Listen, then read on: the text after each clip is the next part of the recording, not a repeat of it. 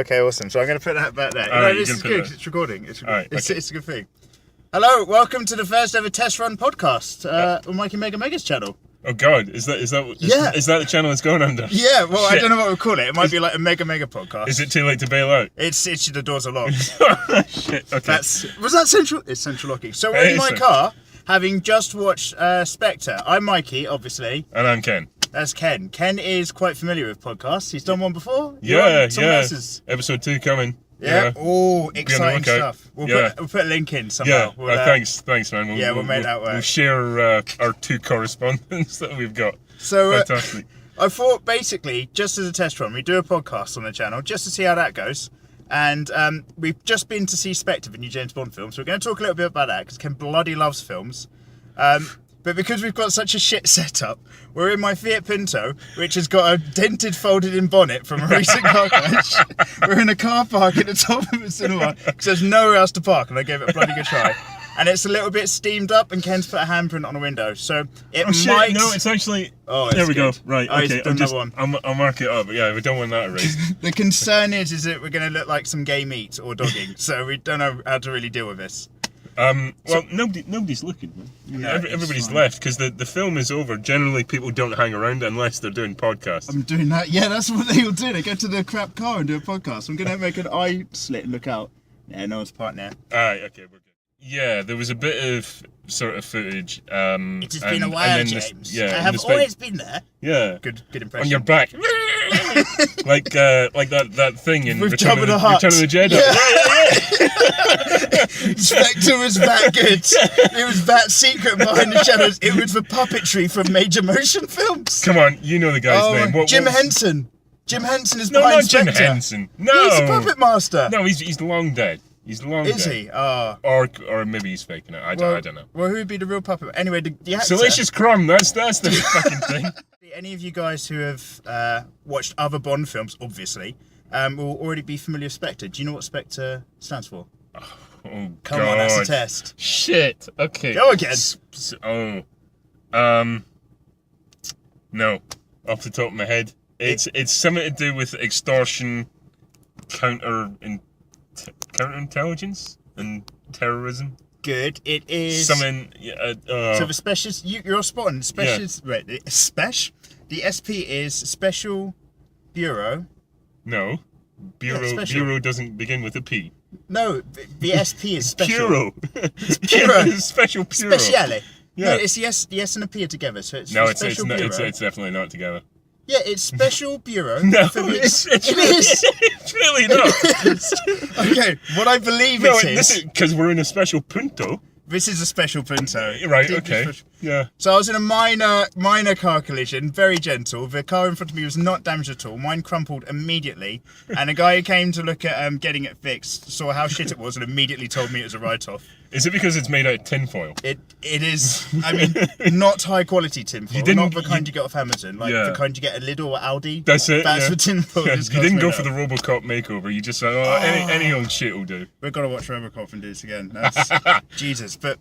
Okay, I don't know what Spectre stands for. It's something to do with intelligence. What I believe Spectre stands for, Ken. Well, it's wrong. It's whatever it is. There is no B in Spectre, right? It's the wrong. Special Bureau for the extortion, crime.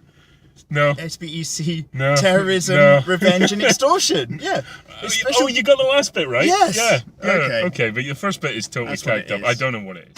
Die Another Day, I actually prefer the one before that, which is The World Is Not Enough. Is that the one where is it Cracker has a gun made out of a cane? Yeah. Cracker has a gun. When he's not. And Nana takes a hit. Yeah. Nana takes a hit, everybody, is not for podcasts. That is a game show that's going to make a lot of money in the future. Is that the one where there's there's some kind of criminal money transfer in the beginning and then he gets in a boat chase or something? Yeah, there's a boat chase along the Thames. I've seen the film, because I got to the cinema late, I've only watched it once in the cinema. Right. How long ago is that? It was 99. Oh, Jesus. So you were a totally different person then. You were a woman. woman. Gone to yeah. It was before I was given genitals, and what a beautiful set they were. I can vouch for that. Oh, fantastic. They're out right now, everybody. That's the beauty of a podcast. No clothing in the steamy car. Well, that's what steaming up the windows. Yeah. So, I'm sorry, it's just dripping like that. Jesus. It's hot like a kettle. Off topic, but are there pedophiles that just go both ways? Like, they're just not interested in people in the middle, but they will go for nanas and kids. Well, they wouldn't be paedophiles. Paedophiles are technically, only attracted to children, right? So they could be like bipolar, but Jimmy Savile was both, wasn't he?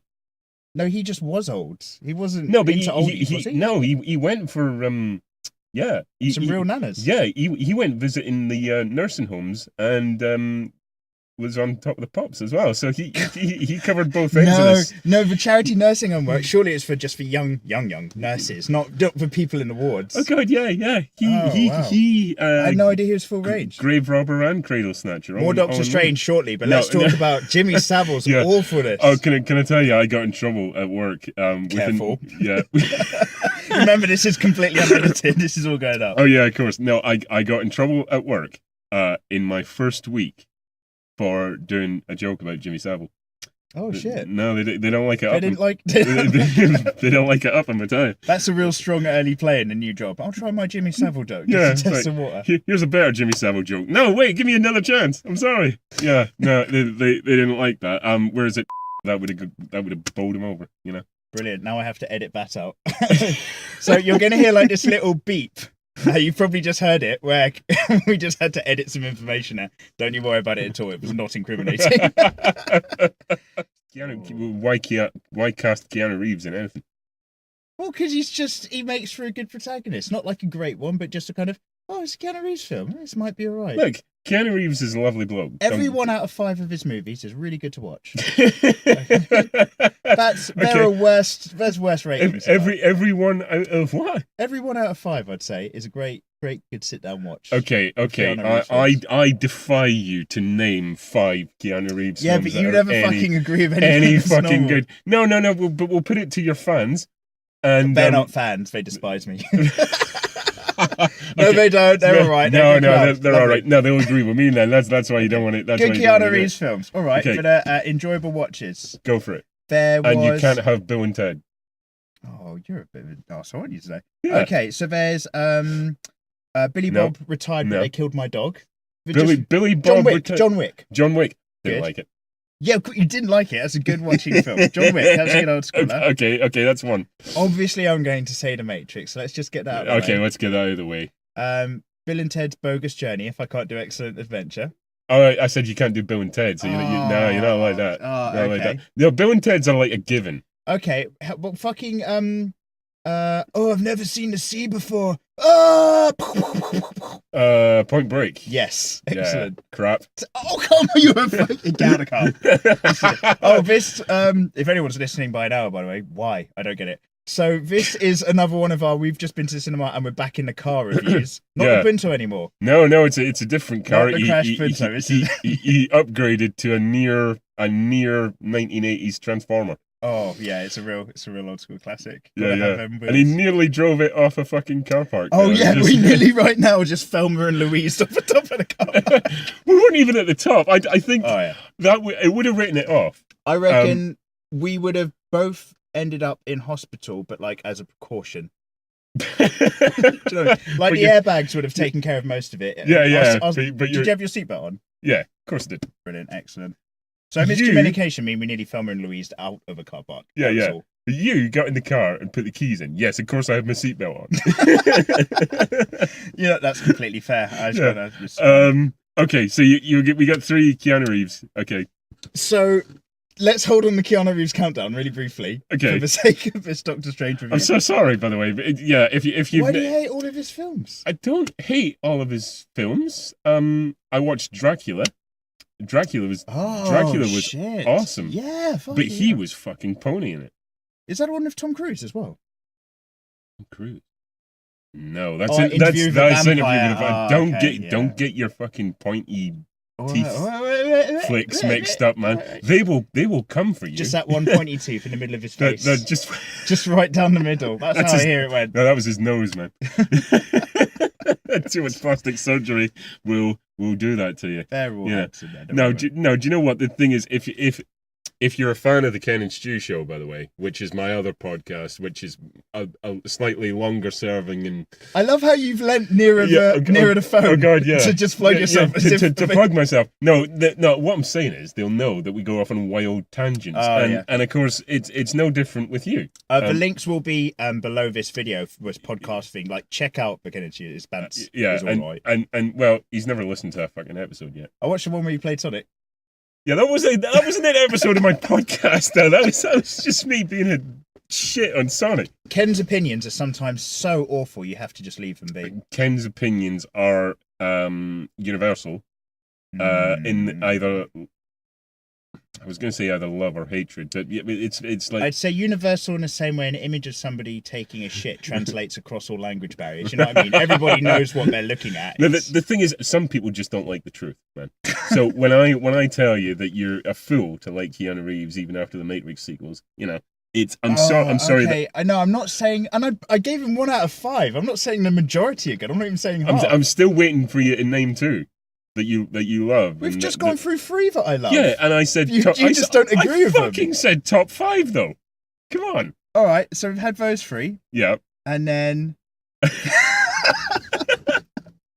Oh, where's Imbada when you need it? Where's Imbada? Oh yeah. I wonder what the hell you're saying. The last one I watched with him was awful. What was that? The Whole Truth, I think. The Whole Truth. Where he's like a defense lawyer, and it's a kind of whodunit. Did the son really kill the dad, sort of thing? And he plays the defense attorney. Not his strongest. And who did it? The writing doesn't. Spoiler alert: Keanu Reeves did it. Oh, the defense lawyer did it. Yeah.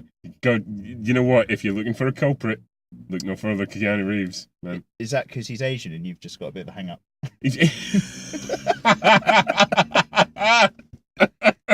Always taking the tube, even though he can afford not to. He's so Asian. He should have played the ancient one. Yeah, I would have accepted. No, because he's younger, clearly younger than. He's not really Asian. He's kind of Chinese, isn't Benedict Cumberbatch. Oh, I think he's a little bit Asian. He's Asian in the way that David Williams is Asian. Is David Williams Asian? No. Keanu Reeves is definitely a bit Asian. No. He's just got that sort of slightly. I'm putting on the line. He's a bit Asian. He's a bit Asian. Yeah. Okay. Not a problem. I'm just saying he is. Okay. He doesn't care. He's loaded. No, he doesn't care. But he had the money to fix it though. We've been through this, Ken. Asians aren't like burn victims. That's just a joke, right? That's just a joke. I am so glad that you made that one. It's hopefully fine. Anyone who watches the channel knows that I fucking love Asian culture and Asian people anyway. You do. You steal it though. But Harry Potter, that's a great frame of reference actually. I'll forgive you for bringing that up because that was absolutely it. It's like you buy back into the wonderment of every film with as soon as you know you're a wizard, you're just like, well, you know, it's magic, isn't it? Yeah. You know, you explain it away like that, but he's just like, oh my god, a flying fucking whatever the hell. Harry Potter versus Doctor Strange. Harry Potter versus Doctor Strange. Oh, Harry Potter will win every time. Expelliarmus. Yeah, I think that's the way. And he's still working his key, you know. Yeah, he's just fiddling the 2-finger bad boy, which they had to be. So this ring he's got. Oh my god, you did not just call it that. The way you put that ring on, they had to be very careful in the angle of the shots with these characters. The 2-finger bad boy. Because there's a bit where he's just putting it on and taking it off. Ladies. Oh dear. 2-finger bad boy available for Christmas, I tell you. You haven't lived till you've had a Christmas knee trembler. From the 2-finger bad boy. That's his name on the streets. If you're lucky in the clubs, he might be. He's like a one-man A-team. If you need him, he will be there. Sentenced for a crime he didn't commit. Oh, good God. Okay, move on quickly. I think there's a deep link. And bear in mind that War Machine played Captain Planet in a series of short videos. The actor behind it. I was not aware of this. For all of you people watching this YouTube video, open it in a new tab. Keep this one running. I need revenue. But seriously, look up Don Cheadle as Captain Planet, and it will blow your fucking mind. And when you're done satisfying yourself over that, yeah. Look up Don Cheadle in The Golden Palace. Really? What's that? That is the sequel to The Golden Girls.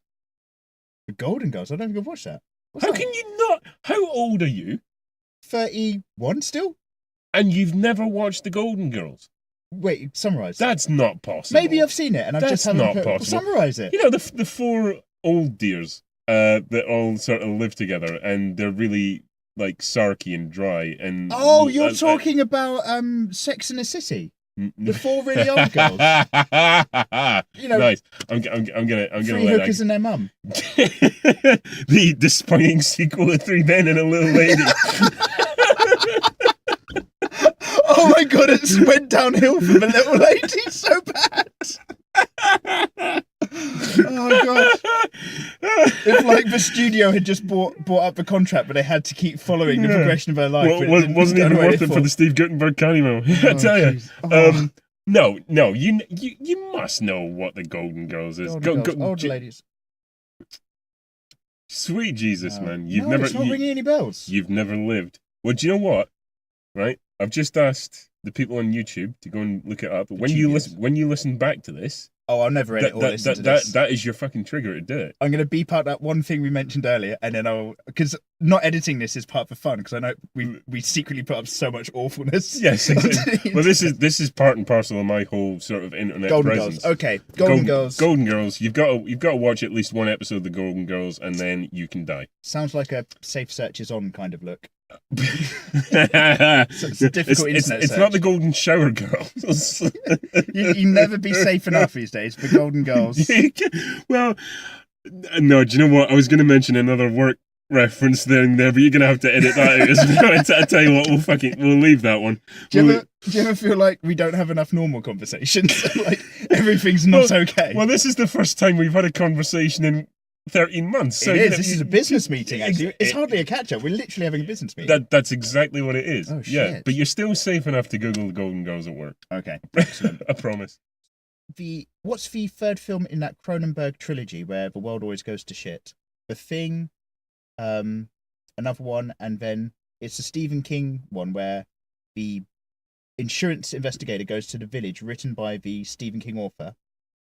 And it turns out he'd written the entire thing, and then the world was going to pot, and everyone was going crazy from reading Jesus Christ. Okay. I need to just reconcile something since you brought that up, because not only have you made a bizarrely oblique reference to something. Is it completely off as well?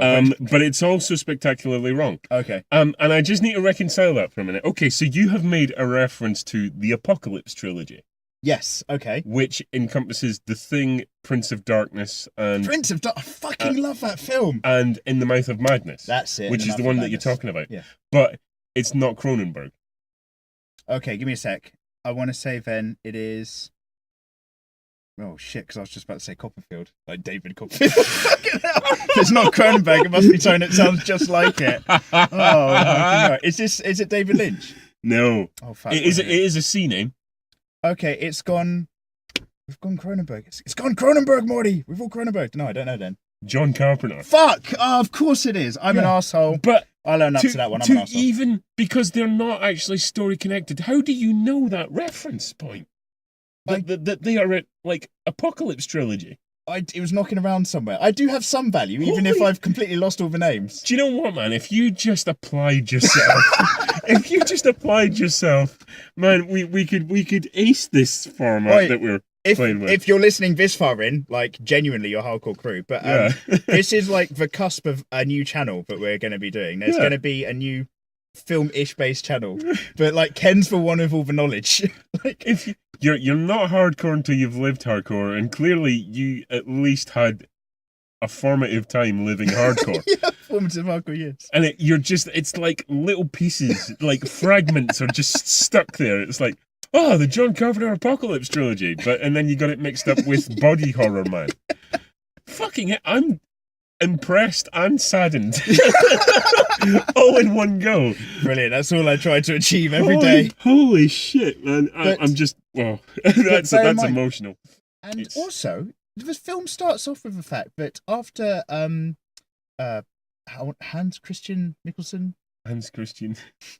After Hannibal Do Lecter. you know what, man? After Hannibal Lecter. I'm done. I'm Okay. done. Mads Mikkelsen. Just as he was getting out the car, I got it. Fucking save. Mads Mikkelsen came back into the... That was like back into the podcast. Last minute back in the net save. That was. You nearly had me walking out. Just call him Namey McNamingson. Namey McNamingson. Yeah. Okay. So it's like fucking. You know, I can't even remember what I was terrified of the loss of business partner. Yeah. Imagine if you'd had to finish this by yourself. Oh, just wrap up. He's gone. Now you're going to have 5 minutes of me humming to myself to cover the sound of masturbation, and then that would just be the end of it. And tears. Got to lube it up somehow, haven't you? Like, if you can both maintain the erection and make yourself sad enough to cry all at once to get that lube going, then you know what? You've got the self-control of a god. That's what I'm saying. You can have two completely different contrasting feels from the waist up and the waist down. Well, I did that when you mentioned David Cronenberg's Apocalypse trilogy. Oh, yeah. And for me, normally the crying comes afterwards. Yeah, well, that would have been a premiere moment, but, you know, we're in the middle of this, and I just couldn't do it. But, no, please do go on with what you were saying. Hans Christian Mikkelsen. I've completely forgotten. It was just... You were forgetting his name wasn't the point. It wasn't the point, but it sure fucking is now. You know what? I was at the London Science Museum once. Once, yeah. With you guys. Oh shit! We went in the old work, didn't we? Yeah. We looked at rockets. Do you know what? I went back and I filmed Brian May there. Oh wow! Wait, they brought him back? They brought him back. Brian May? Yeah. The singer from Queen. He was never the singer. Wait, is he the guitarist? Jesus Christ! Oh fucking hell! Okay. Oh okay. Right back. Okay. Fucking. Brian May was never this singer, man. Come on. Wait, so I'm not up to date with this. We're going to call it there. We're going to call the vlog there. It's just going to be an argument about Queen. Yeah, no. Do you know what? Or should we get them to listen to that? We could charge like more. This could go in the like members only section. A fucking argument about Queen. No one wants just like the podcast has been really civil and everything, and everything's been really great. And then it's like after the podcast, it's almost like the Big Brother extra, and it's like you and me going to town on fucking your you don't fucking know shit, boy. Your lack of knowledge about Queen. Big bottom girls. There we go. Queen. Sorry, what did you just say there? Just summarised all Queen albums. Big bottom girls. I think you mean fat bottom girls. Bicycle Club. Are you just listing your hobbies now? Big bottom girls and a Bicycle Club. Oh, you fucking know. Yeah. Okay. Sorry. Let's not turn this into a music debate. I can't. We can't go down that alley. I can actually because I know very little about music, but apparently I still know more than you. Yeah, That's kind of disheartening. Actually, I would hope you'd have some field of knowledge. Okay, so you went to the Natural History Museum and you recorded Brian Eno, and it was amazing. And I can't remember it. So okay, that's fine. Yeah, Brian Eno and Pavarotti, and I tell you what, it was a treat. Good times. But yeah, it was a good time. But London Science Museum, if you ever make it, and you may well avoid it now that you know Mikey's been there. I'm not there now. It's better. It was like that'll be it. That'll be the poster outside the museum. Just me in a speech bubble. I'm not here anymore. It's better. It's like this veil, this shadow just fell on it as soon as you entered, and then as soon as you walked out, it was the just cloud passed. What happened there? Okay. So the very last thing we must talk about is this is me struggling to keep it on any form of topic. I'm so sorry. Is the after ending. You know, tell us if you enjoyed this, or if you just didn't even make it all the way through, or if you just... They're not here if they didn't make it all the way through. Or you reckon we should actually film in Louise it next time? Tell us, get in the comments if maybe you've listened to the video only this far because you've like slipped in a bath or you've had a fall and you just can't reach the computer to turn this off. So, let us know how you're getting on. Get that call for help in. We'll forward it on. You won't see thing. If you can't reach that red bit of string up by the shower, get some nerves. Ben, we fully understand. How are they going to comment if they've slipped in there? just scratch out a Oh, bit of if paper. you've got one of those like uber fancy fucking talk type things, you know, that just types as you're fucking speaking, then by all means get in the comments. Let us know. Have you had a slip in the bath? Are you in danger, or do you require help? Do you? And If so, I'm sorry if this is the last thing you ever hear. Yeah, before really. 4 days of just adding more hot water and hoping to stay alive till someone comes to help. And if you're still partly mobile, consider volunteering yourself for our upcoming venture. If the other side of your hip is robust, you take a good hit. If you think it could withstand a fucking what we using again? God, you know what? This only has context to us. This is just sheer fucking gibberish. No, you're right. Actually, maybe you want to cut this out as well. You know what? I'm not going to. No, okay, fair enough. Yeah, no. If you want to volunteer your services for our upcoming game show, which you know we won't spoil. You know, just come to our tea room. The delicious mystery I about tea invite talk room. Basically, yeah. If you've got a nana and a family and some money, get in touch and we'll make something happen. And if you do have any of those things, then I'm truly sorry for the last hour and whatever you've had to listen to. So for those of you not in the know, this has basically become straight out of watching a film. It was a bit longer than we'd anticipated. Yeah. And we go straight back to the car in the car park and we talk about it, and it's spoilers and swear word alerty. Normally, we talk about the trailer first in a non-spoiler way and then get into what we thought about the film. No. Neither of us really watched the trailer. No, I had a look at it, obviously, a while ago, because it was this has been a huge thing. It was Silence, by the way, the Martin Scorsese film. Have we said that? I can't remember. Do you know what? By not talking about it, maybe we're conveying what it's about. Yeah? Oh my... Yeah. So, to honour the film, silence. we're going to start off this podcast with a 15-minute silence. How long's that? I was wondering who was going to break. So, yeah, a lot going on in that film. And also, I unfortunately suffered little bouts of narcolepsy. Which I'm prone to. But it was very warm in that cinema. Yeah, that's true. We were just talking on the way to the car. You've got to get your fleece off straight away in a cinema like that because you're going to heat up. Or be a man and don't wear one. You know? Oh no, just be fashionable, be comfortable, live your life. Is that the one that you dunked in the coffee? If you've watched any of my Let's Plays on the other channel, this is indeed the fleece that went in. I was incredibly bored at work and watching his Resident Evil playthrough, and you're better than that, man. Come on. You admitted to sucking his coffee, please. No, don't. Let's summarise that. It sounds worse if you shorten it down. Well, that's the whole point. That's why I'm here. Lose you followers. That was my Korobu. That was my stepping on the icon. It was, look, just suck the coffee through the fleece. Yeah. It's just a formality. And most people do it through like a Kit Kat or a penguin or something. You know, that's the acceptable way to do it, but you're just like, nah. Okay, we need to frame up the critique and response to this film because we've done a couple of these podcasts before, and we did a Marvel one a while ago, and our podcast was longer than the length of the movie. That's a slight exaggeration, but we were here for like 2 hours. Yeah, we were here for 2 hours, and the film wasn't that long, was it? No, I'm sure it was. I'm sure it was at least. They're usually about 2 hours. Yeah, and that's never happened with anybody else. Yeah, but you think like a Sith. You know, you're in absolutes. You're a bit of a love or hate kind of guy. Which apparently is a bollocks concept because everybody deals in absolutes. The Jedi deal in absolutes as well. If you're, what was it? Everything falls back. I've gone through too much Star Wars recently because it's been Christmas. But like, did you see Rogue One, by the way? Yeah, you did see Rogue One. So I finally got, and this is on FilmCram. So welcome. This is one of our first uploads, and I've got a Cineworld Unlimited card. And I'm going to the cinema every night, and I already realised this is a massive mental mistake. Well, no, your mental mistake is going to see Assassin's Creed tomorrow. Oh, you know, I might actually have to sack this and turn these videos and get a review out of the way. I might sack off Assassin's Creed. I might.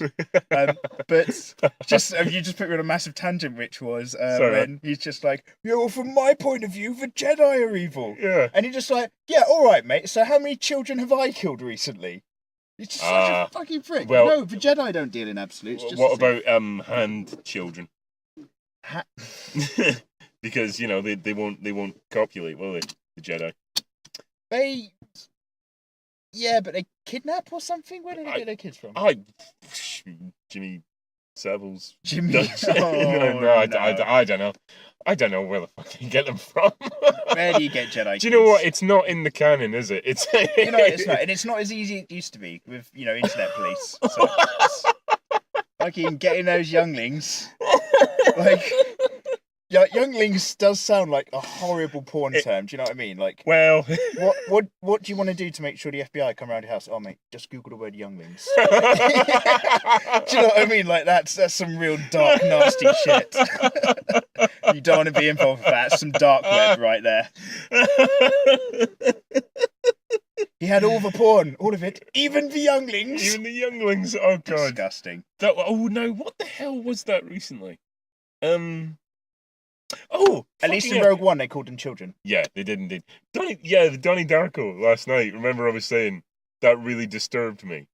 The whole kiddie angle. Yeah. That was creepy. I don't know. That was shot to be creepy though. Oh well. Yeah. When I realised it was deliberately shot to be creepy, I thought, oh okay. Oh yeah, well done. But it was I can't imagine him going into a room and pitching this, going, I'm going to film this like a pedo, but trust me, it's got a point. How do you get away with that? I think you keep quiet and you just say, no, just let the camera linger on that shot a little longer. Don't worry about it. Can we clear the room and it's just me and you? Oh my god. No wonder he never worked again.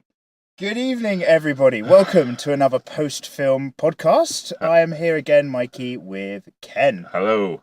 Awesome. We have just watched this time round Live by Night, starring Ben Affleck and some other characters I just looked up on my phone on Imdb. It's time to make a hilarious title joke. More like Live by Shite. Oh, that's so unkind. Yeah. I thought it was an okay film. First thing Ken said was that it felt incredibly long, and we've watched some incredibly long films just recently. Well, the last one we went to was like nearly 3 hours, wasn't it? Oh god, yeah, really felt Jesus. that. So what we kind of do sometimes is we discuss the trailer without any spoilers. This is a safe place. You're okay. And then we discuss the actual film with loads of spoilers. Are you speaking of that car going past? You're okay, buddy. No need to look in the window and wonder what's going on. It's not fogged up in it enough yet to give any sort of, impression of what's going on. Yeah, what we do now is when we come out of the cinema, I leave the engine running and the heater on a bit so it looks less creepy, foggy before we start sitting here and talking. Which I think dilutes part of the ambience. Really, it turns a little bit, paint me, Jack. There are two police cars just gone past. I wonder if they're looking for you. Yeah, well, you know what town we're in. Don't name the name. Oh no, you had to beep that out the last time. No, that was just because it's where we're at. Like, Okay, yeah. We're in a place in the world in the southeast. You can guess where it is. I think most of you actually know these days. It's absolutely fine. Yeah, it's. But they find a lot of bones around here. There's someone jogging in a park, and they find more like adult male bones in like the park and stuff. It's not the safest place. They keep finding bones. Do you not remember this? I've no recollection of what this is. Mate, they find bones and then like a guy gets raped in an alley and stuff. It's fucking, this place is not the safest place in the world. Yeah, I mean, but all the buildings look really nice in Cheltenham. You wouldn't have thought. Yeah, this is a cultural artistic hub. That's what I think of this place. Let's talk about Live by Night. The bone collector. No, I'm not going to say the bone collector. That was your. Well, yeah, it's a cultural hub. People collect bones. Yeah, right. That's fair. Yeah, cool. He's kind of working down south after basically the main second act of the film. He's setting up business down there. It's going swimmingly. They're going to build a casino. That's after a bit of Ku Klux Klan trouble with another character I quite enjoyed. I didn't like him. Oh no, but like I hated the guy. No, but I didn't like him as a character. It was just like, here's this dumb like gap tooth hick, and of course he wears a white hood. We got to get the white hoods in. And it's just you bring an element like that in, and it just gets a little bit problematic for me. I realised that was the era, but it's just for him. I got caught up in it and actually joined along for a ride. And I was like, yeah, I love to hate this guy. What, you rode with a Ku Klux Klan? Yeah, I had to keep that hood on though tight. Yeah, hood and gloves. I had to join by email, and I had to just like, when you hear these horrible stories about like a girl thinks like she's got two boyfriends on Tinder, and it turns out to be her best mate who's also a girl and a psychopath, and they only meet by text and shit. Yeah, it's kind of like that. I had to join up the Ku Klux Klan, like texting them and then like sending like catfish them with fake pics of really white skinned people and just say, oh no, I like to get dressed up at home. And that was difficult because then it's a train wide with the hood already on before you meet them. And I'm just like, no, I'm totes white under here, man. Yeah. I love hate too. I bloody love hate. What's your favourite thing to hate? Oh, it's black people. Yeah, no, I thought it was. It's fine.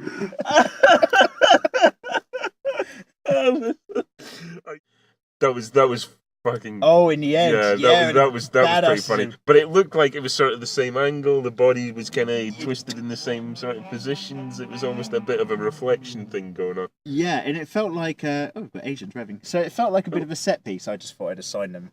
Nationality there because I'm racist. No, I'm not. All are welcome. But that felt like a bit of a set piece shot, didn't it? Mate, you can take the hood off a boy, but you can't wait. You can't take the boy out. Yeah, you can take the boy out of the clan, but you can't take the clan. But just in case anyone's stupid enough to think that like I might be in a Ku Klux Klan, like we never talk about the clan. That's the first rule of the clan. Second rule of the clan is keep your hood on. Yeah. Always keep your hood on. Always keep your hood on. Always keep your hood on. Always keep hood first. And shit. Put that hood on in the hood. Keep your gun. Hood first and shoot last. Oh god, that sounds like a horrible sex thing. I don't want to. Yeah, so coming up next, 50 Shades of Darker. Oh god. Yeah, no, never mind. We're not going to go watch that. Yeah, 50 Shades of that dark skin guy. So where's this fucking going? So it's gone on a massive tangent. This is the worst one you've ever done. It's just for racist banter comes so easily. But remember, I've got love in my heart. I'm not actually racist. And remember, don't phone because it's just for fun. Yeah, don't complain, please. It's just for fun. I promise, man. Like I've got good values, like got passable ones. I'd love it if I just want to see more Mads Mikkelsen these days. Like I'm pleased, like he's really getting wind now, being invited into films, but. I want him just He's getting invited in. Well, you know what I mean. Well, he would carve his way in. He's long-staying characters or a villain or something like that, and he's had a good TV run, and I've made a lot of time for that guy. But I just want to see him drag his character out from Mystical Man, that other one we watched. We talked the name of this film a minute ago, Doctor Strange. So like, Doctor Strange. Mate, I knew it. I was just rendering the title of the film in my head. And I just had to use some emergency information to fill the sentence. Yeah, it's fine. I was streaming out the main content. See that brief moment where you had all the knowledge and power? You've actually shunted it so far back into the other end. Anyway, of the spectrum. Dormammu, Mads Mikkelsen's character. No, that wasn't. Dormammu was the. Stop talking. Stop talking. I wanted to see them bring back Mads Mikkelsen's character in Guardians 2, and obviously they took away his magic power. I want to see Mads Mikkelsen in a better role. Well, in the Marvel Universe. You won't. That won't happen. I really wanted to see him in Game of Thrones. I wanted him to be Euron Crowseye so much. There's a load of fan art and stuff on there. Do you think is there a place for him in the remake of Dune? Oh, I would love Mads Mikkelsen to maybe step up as Duke Leto or something like that in Dune. I think he should be one of the big worms. There is a big worm with a face in the fourth one. God Emperor of Dune. He would make you're more right than you think. Oh, there's some very particular art. I didn't mean to be right. The face on the end of a worm, and it's all like uplit, and it's all about strong jawlines and lighting. Mm-hmm. Mads Mikkelsen's giant face on the end of a sandworm as Leto II in God Emperor of Dune. That I wonder if I can get me Photoshop. Let's go. I'm gonna do this. You know they'll never get that far though. No, right? No, absolutely not. Ain't gonna happen. Oh mate, I really hope they make this Dune thing work. I just want it to be not awful, and I'll be really pleased by that. I love Dune is one of my most favouriteest ever sci-fi books. Like it's in my top 3 favourite sci-fi books. So is that one where you can actually remember like the title and names and shit? Oh yeah, so like for David Lynch, plot points, that kind of thing, you know. And yeah, not only this is where my memory's gone. Yeah, the David Lynch version of Dune. At one point when I was at university, I could to 80% accuracy just recite the script, and then. Our mate Patrick, where we used to work. Oh yeah. Between the two of us, we could probably, if it got lost in a fire, we could probably write out the entire script to Dune. Right. We got so. This is the saddest thing I'm sharing. Yeah. There'll be a Dune FilmCram eventually. It's going to have to be done. We got so fucking good at it. I got bored and I started learning the script to Dune in French. Straight up. Man. In the beginning, like it's got this Irulan thing. It's like. Le commencement est à un moment de délicatesse extrême. Sachez donc que l'on est en l'an 10191. L'univers connu est gouverné par l'empereur Padishah Shaddam IV, mon père. À cette époque... Anyway, it goes on. But, like, absolutely smashing that film. It's my proper worst geek moment is David Lynch's Dune. Have you ever kissed a girl? Film. I've kissed pictures of girls. That's close enough, right? It will do. They're so much kinder. Do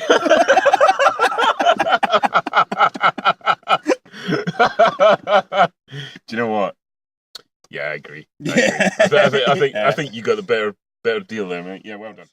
In the very beginning of the film, it's on this motorway, and it's like I'm a little bit in love with this film and horrified by it all at the same time.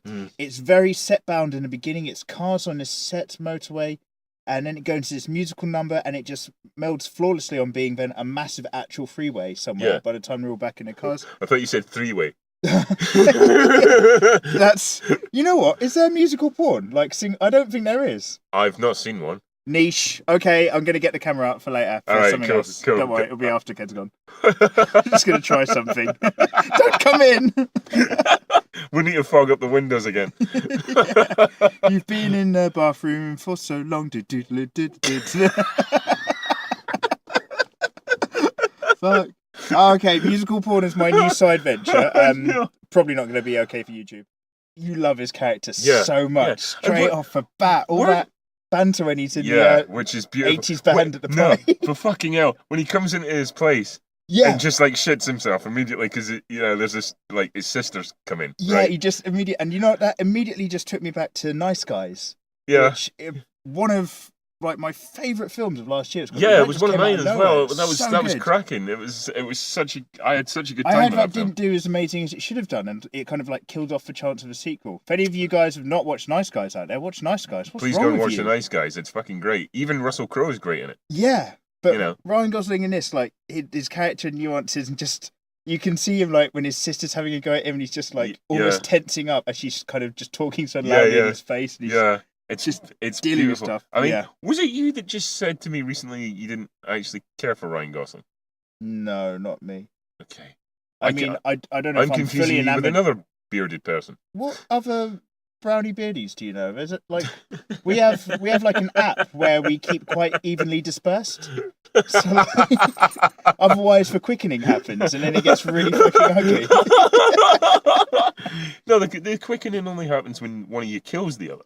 Well, yeah, but like, if we're too close, there's a lot of sex first. It's a bit awkward. Is it like Hancock? If you get too close, your superpowers disable and so you've got to stay away from each other. Yeah, man, absolutely. Right. Like every region has a Mikey, and then that's how we just kind of keep the status quo across the world, each one of us doing our work somewhere. Complete sidetrack. Like, if there's basically a brown guy with a beard and some long hair, my friends are all over that shit and they Facebook it up and like take photos of him. And we went to my friend's stag do in like this big adventure place, and in a car I was in, we were running a bit late. Yeah.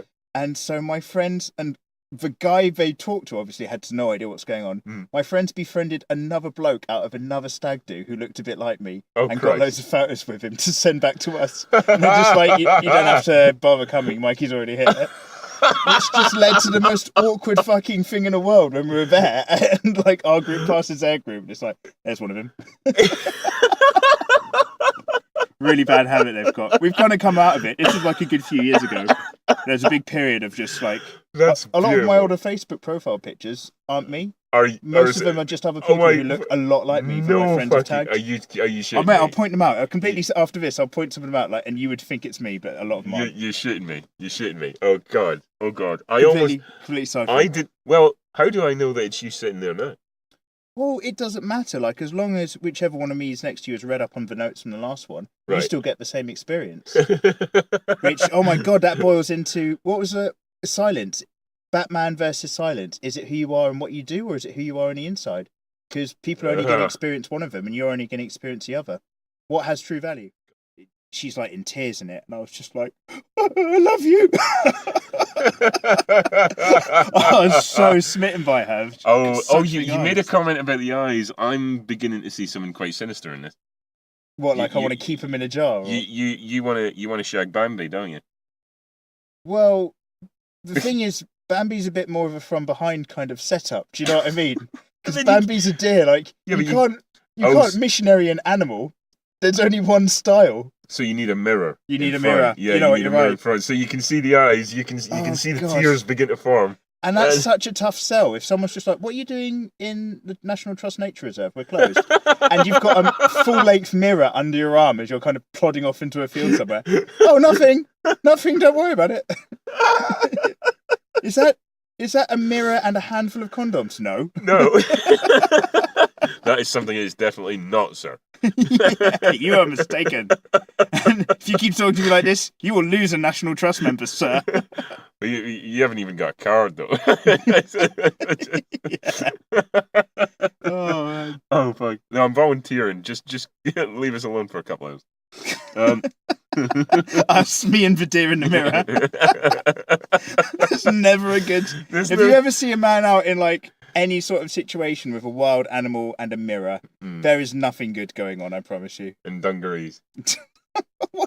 No, because they button all the way up. Yeah, but then you unbutton and they just flop over, don't they? No, you'd want immediate access, like... Oh, so a skirt then? Yeah. A guy in a skirt with a full-length theoretically. mirror and a deer. But, like, just trousers with a zip will do. Dungarees is like, you've got to fold that down to get your junk for access. That's too much. I've never worn dungarees, obviously. I thought they just, like, you unbuttoned it and they just, recoiled to the ground. This only comes to mind because I was looking at salopettes recently for skiing, and Right. I was thinking, oh, what if I really need a weave? That is a lot of material to deal with to, like, get to the bowl. Just slightly tangent mentioning, trousers with a zip. What about these men who have to unbuckle their belt for the urinal? Respect or no respect? No, fuck that. When I've got a belt, Yeah. I fucking unbuckle that shit to go for a standing wheel. Why the fuck? If you've got a zip, why do you unbuckle it? Because if you unzip your fucking trousers and you've got your belt done up, ladies, pay attention, this is important. If you unzip your trousers but you've got your belt buckled on it, you're then fucking playing Tomb Raider. You've got to reach in and you've got to negotiate your own junk past your underwear in a confined environment. Fucking unbuckle and let it live free and have a wee. Don't fucking... But I'm not in a pub. I'm not in a private space where I feel comfortable doing that. You're not swinging it around the bathroom. You're just standing by the urinal. I'm just unbuckle, get it out and hoik out the Sorry, junk. unbuckling your belt and undoing the button. I'm not saying my trousers are dropping to the floor. No. But this happens at work, and it baffles me. I'm like, what are you doing? You have a zip. That is all you need for the action that you are fucking doing. No, it's like you're giving it's too much. It's too much of a headache. No, it's no headache. It's no headache at all. No, you're restricting your access, man. I don't know. You're holding yourself back. Yeah, but I want access to that particular part of my body to be restricted. Fucking hell, you're not gonna have any. Especially surrounded by men.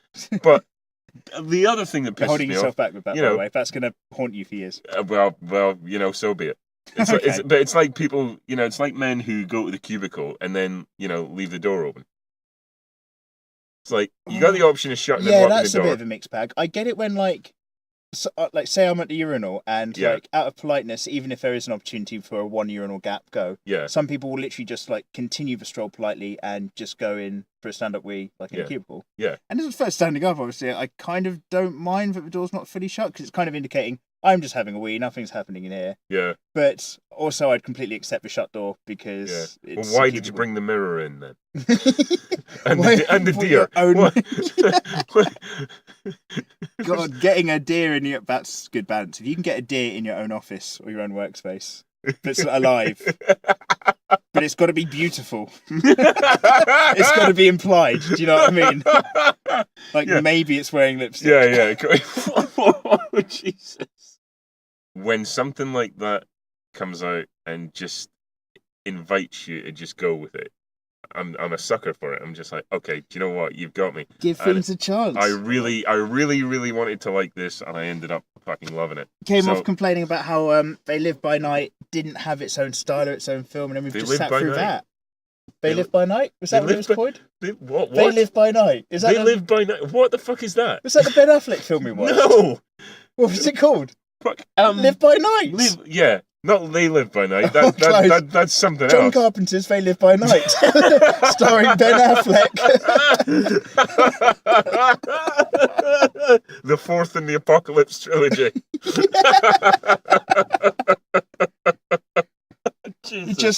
A lift goes down into the basement level, and Carpenter Yeah. shoots Affleck with a crossbow bolt that's tied to the back of a truck on a big wire. Right. And he's just like, I'm going to drag an actual film out of this movie if it kills me. Yeah. And then it's the fate he's But, trouble. but even he couldn't. Even he couldn't. Yeah. And it was quite good. So I enjoyed it. this is spoiler zone, swear word zone. Before Yeah. we get into this film, I know obviously listening to us hear our opinions on this, and if you are listening, why? There's better things on YouTube. But well done and welcome. But Wait a minute. Name 5 better things on YouTube. there's that guy who broke down over Britney Spears in 2011. Oh, that's gone. That Come was on. a thing. That's not a better thing. Mama cat hugs baby kitten. That was a thing. Okay, genuine, excellent content. Don't hug me, I'm scared. Okay. My 2 films are up there. Are they? Yeah. Ken's into films and the film world, and is about to be studying film stuff. Yeah, I am. And I made a couple if you want to check them out, but don't comment because I can't take the, crippling feedback of, why did you waste your time? Yeah, he can't deal with the feedback it clearly deserves. In fact, I've disabled the comments. Oh, that's weak, man. You gotta take that shit. You can like that, though. You can like that. Even if you don't, just like it, please. God, we've got to talk about this film. Okay. We go off topic a lot in these, but usually a bit later on. Yeah. Sorry. We got to keep it to 45 minutes, right? But just before, not too long, but just before we do talk about that film, let's just take a moment to just say, fuck you to that group of ladies sitting behind us in the fuck you, cinema. that group of old women. How many were there? 3? There's, I don't know, There was at least 2, but it sounded like there was one that was sort of to the left of you as well. Yeah, they had opinions. They must have thought that they were actually at home in their lounge having a chat with their mates. Yeah. Because they were talking through the introduction. I think one of them even referenced to having our socks off. Oh, fuck. And so every now and then they were just talking loudly to each other during the film. And a lot of it I was letting go. I didn't fucking care. Yeah. And then there's bits where it actually just pulled me out of a film because it's a very emotionally charged film. And I was like, because I was listening to their fucking comments. Yeah. And then at the very end, I was like, okay, I've got to let that go. I'm not too bothered. Let it go. And then the very last bit that pissed me over the edge is just as the film's coming to a wrap, one of them just goes, "Oh, it's ending." Yeah. Well done, sharpshooter. That's it. Fuck yeah. That's it. Oh, it's like the film didn't know what to do, so they've had to end it. Will you fuck off? That was a really good film. Yeah, seriously, it's like, if you want to do an audio commentary, wait for the DVD. Oh, God, I hope you guys are listening, and I hope something bad happened to your ovaries and you have no children. Is that too much?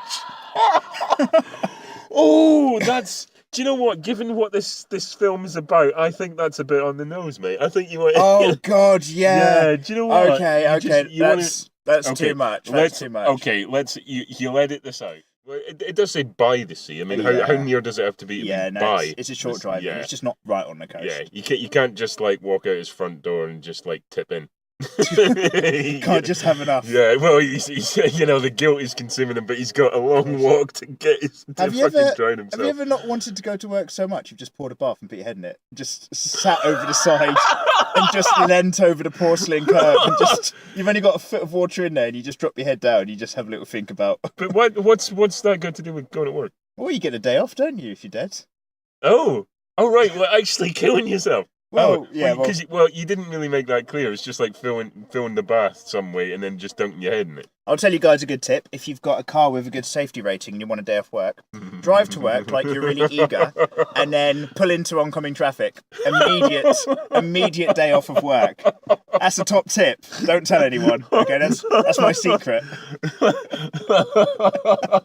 That's a day off at least. You do not want to take driving tips from this man. I just want to make that. This is a disclaimer. This is an official disclaimer going out with this video. Please don't. Yeah, I'm not a safe driver. Do not try this at all. There's no way around. Yeah, this is going in the members only section, that bit. Oh God, yeah, we've said some awful stuff already. Yeah. Disclaimer: my opinions are not the opinions of me. Yeah, there we go. Or actual humans. Yeah, absolutely. Yeah. Any opinions relating to real people are purely fictional. Okay, I never got bored with it. And this kind of narrative, it's like there's obviously a main point that's going, "Oh, love, turn your lights on in your car. Seriously, what are you doing?" Yeah, that's a man, Mr. Love. There we go. He's got Mr. Lover. We've got people driving the car park without their lights on. It's really dark. They've got no idea. That's because they're going dogging and they don't want you to follow them. I thought it's 1 flash for I'll come to you, 2 flashes you come to me. What's the rules for dogging? You're asking. I don't have a fucking car. I don't know. Yeah, the rule is always go to the car wash before you go home. Guys, if anybody viewing this wants to comment on what the actual rules are for dogging, I think a lot of people in the States, I wonder if they have dogging out there. It's probably got a different term. Dogging. Basically, wait till your mum... It's called dogging. Dogging. Yeah. Just wait till your mum's in the room and then Google dogging and just see what comes up, if any of you are confused. So to speak. Yeah. God, that's if you're feeling real confused about your feelings in the family. I'm confused. Too wrong. Yeah. Just encourage people to go and see it at the cinema. Yeah, definitely. Get an unlimited card. This is amazing. Yeah. Although you pay for it in petrol if you live about half an hour from the cinema. That really fucks you. Well, move nearer. We've talked about this in the last podcast. We've talked about the quality of this particular area. Oh no! Well, you don't need, but there are other Cineworlds. Yeah, Brighton. You don't need to get an unlimited card for our cinema. I mean, by God, please don't. Oh God, no! That would be the worst. No. A lot of you are in the States. What's that, like a 9-hour flight? Yeah, fuck. just to get to the it's not country, worth it, man. let alone getting really, from the airport and back. It's really not worth it. I mean, you've got cinemas near. Well, they do have cinemas in the States, right? I heard word. Yeah. Yeah. There's a couple. Got them moving pictures. Yeah, like go Edinburgh. They've got an IMAX there. Oh, good. Cineworld. Are we allowed IMAX? Oh yeah. What am I getting at? Oh yeah, Brighton. I might have to go down there. I'll move to Brighton or something. That's where YouTubers go when they're in the UK. YouTubers go to Brighton. Yeah, that's where they go to die. Yeah, or is that where they go to upload exclusive content? We talked about it as well. Yeah. That's for the exclusive channel. Oh, what was it? Musical porn. That was musical porn. Endeavor. You know the way to get away with that, apparently. You list the video as private, and then you just link it to a bunch of people. Oh God, no! I don't want my YouTube account shut down. Or like an expose in 5 years' time. No, really, you don't make it public because then they'll take it down. But you make it private, and then you just send. I've got a much better idea. Make it private and don't upload it to YouTube if it's that kind of material. Well, you said, but this is what Brighton people do apparently. Oh, I don't know. How would you know? That's what I wanted. It's word on the street. Loads of people live in Brighton apparently these days who are UK. Not our street.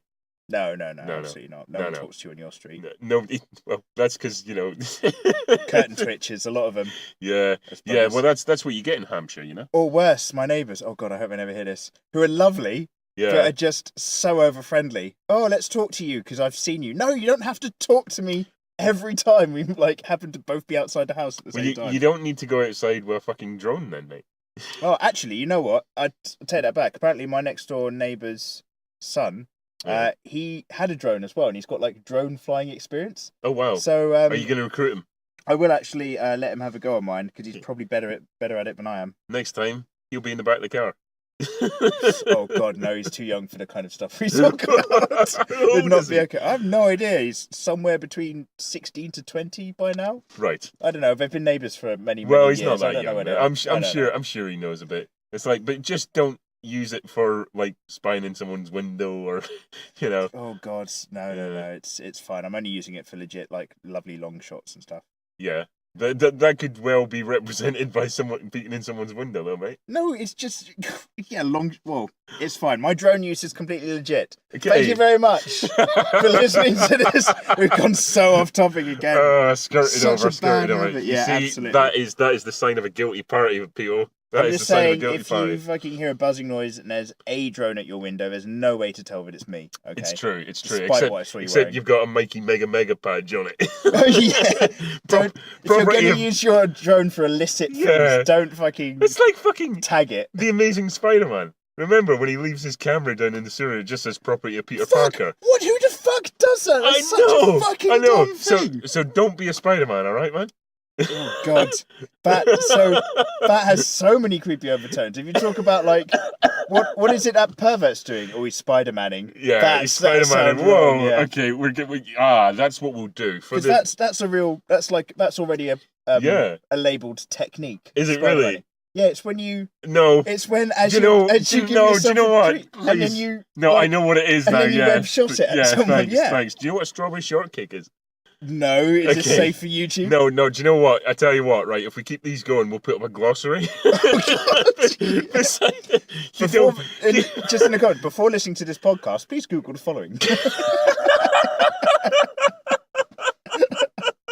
Please Google any terms that you make. So they, these fucking Dark Knight through a window, fucking, whatever you use to try and find out. Wasn't the stalker she deserved?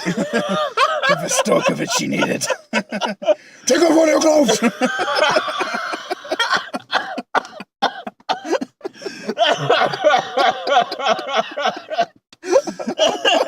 Where's this gone? Where have we gone with this? Okay, it's time. Final thoughts. Last thoughts on Manchester by the Sea, Ken. All right. Thank you very much for listening again to another super long podcast. If you made it to the end, you are the hardcore crew. Yeah, really love you for it. Okay, so stay tuned for all the X's. Vinny Diesel.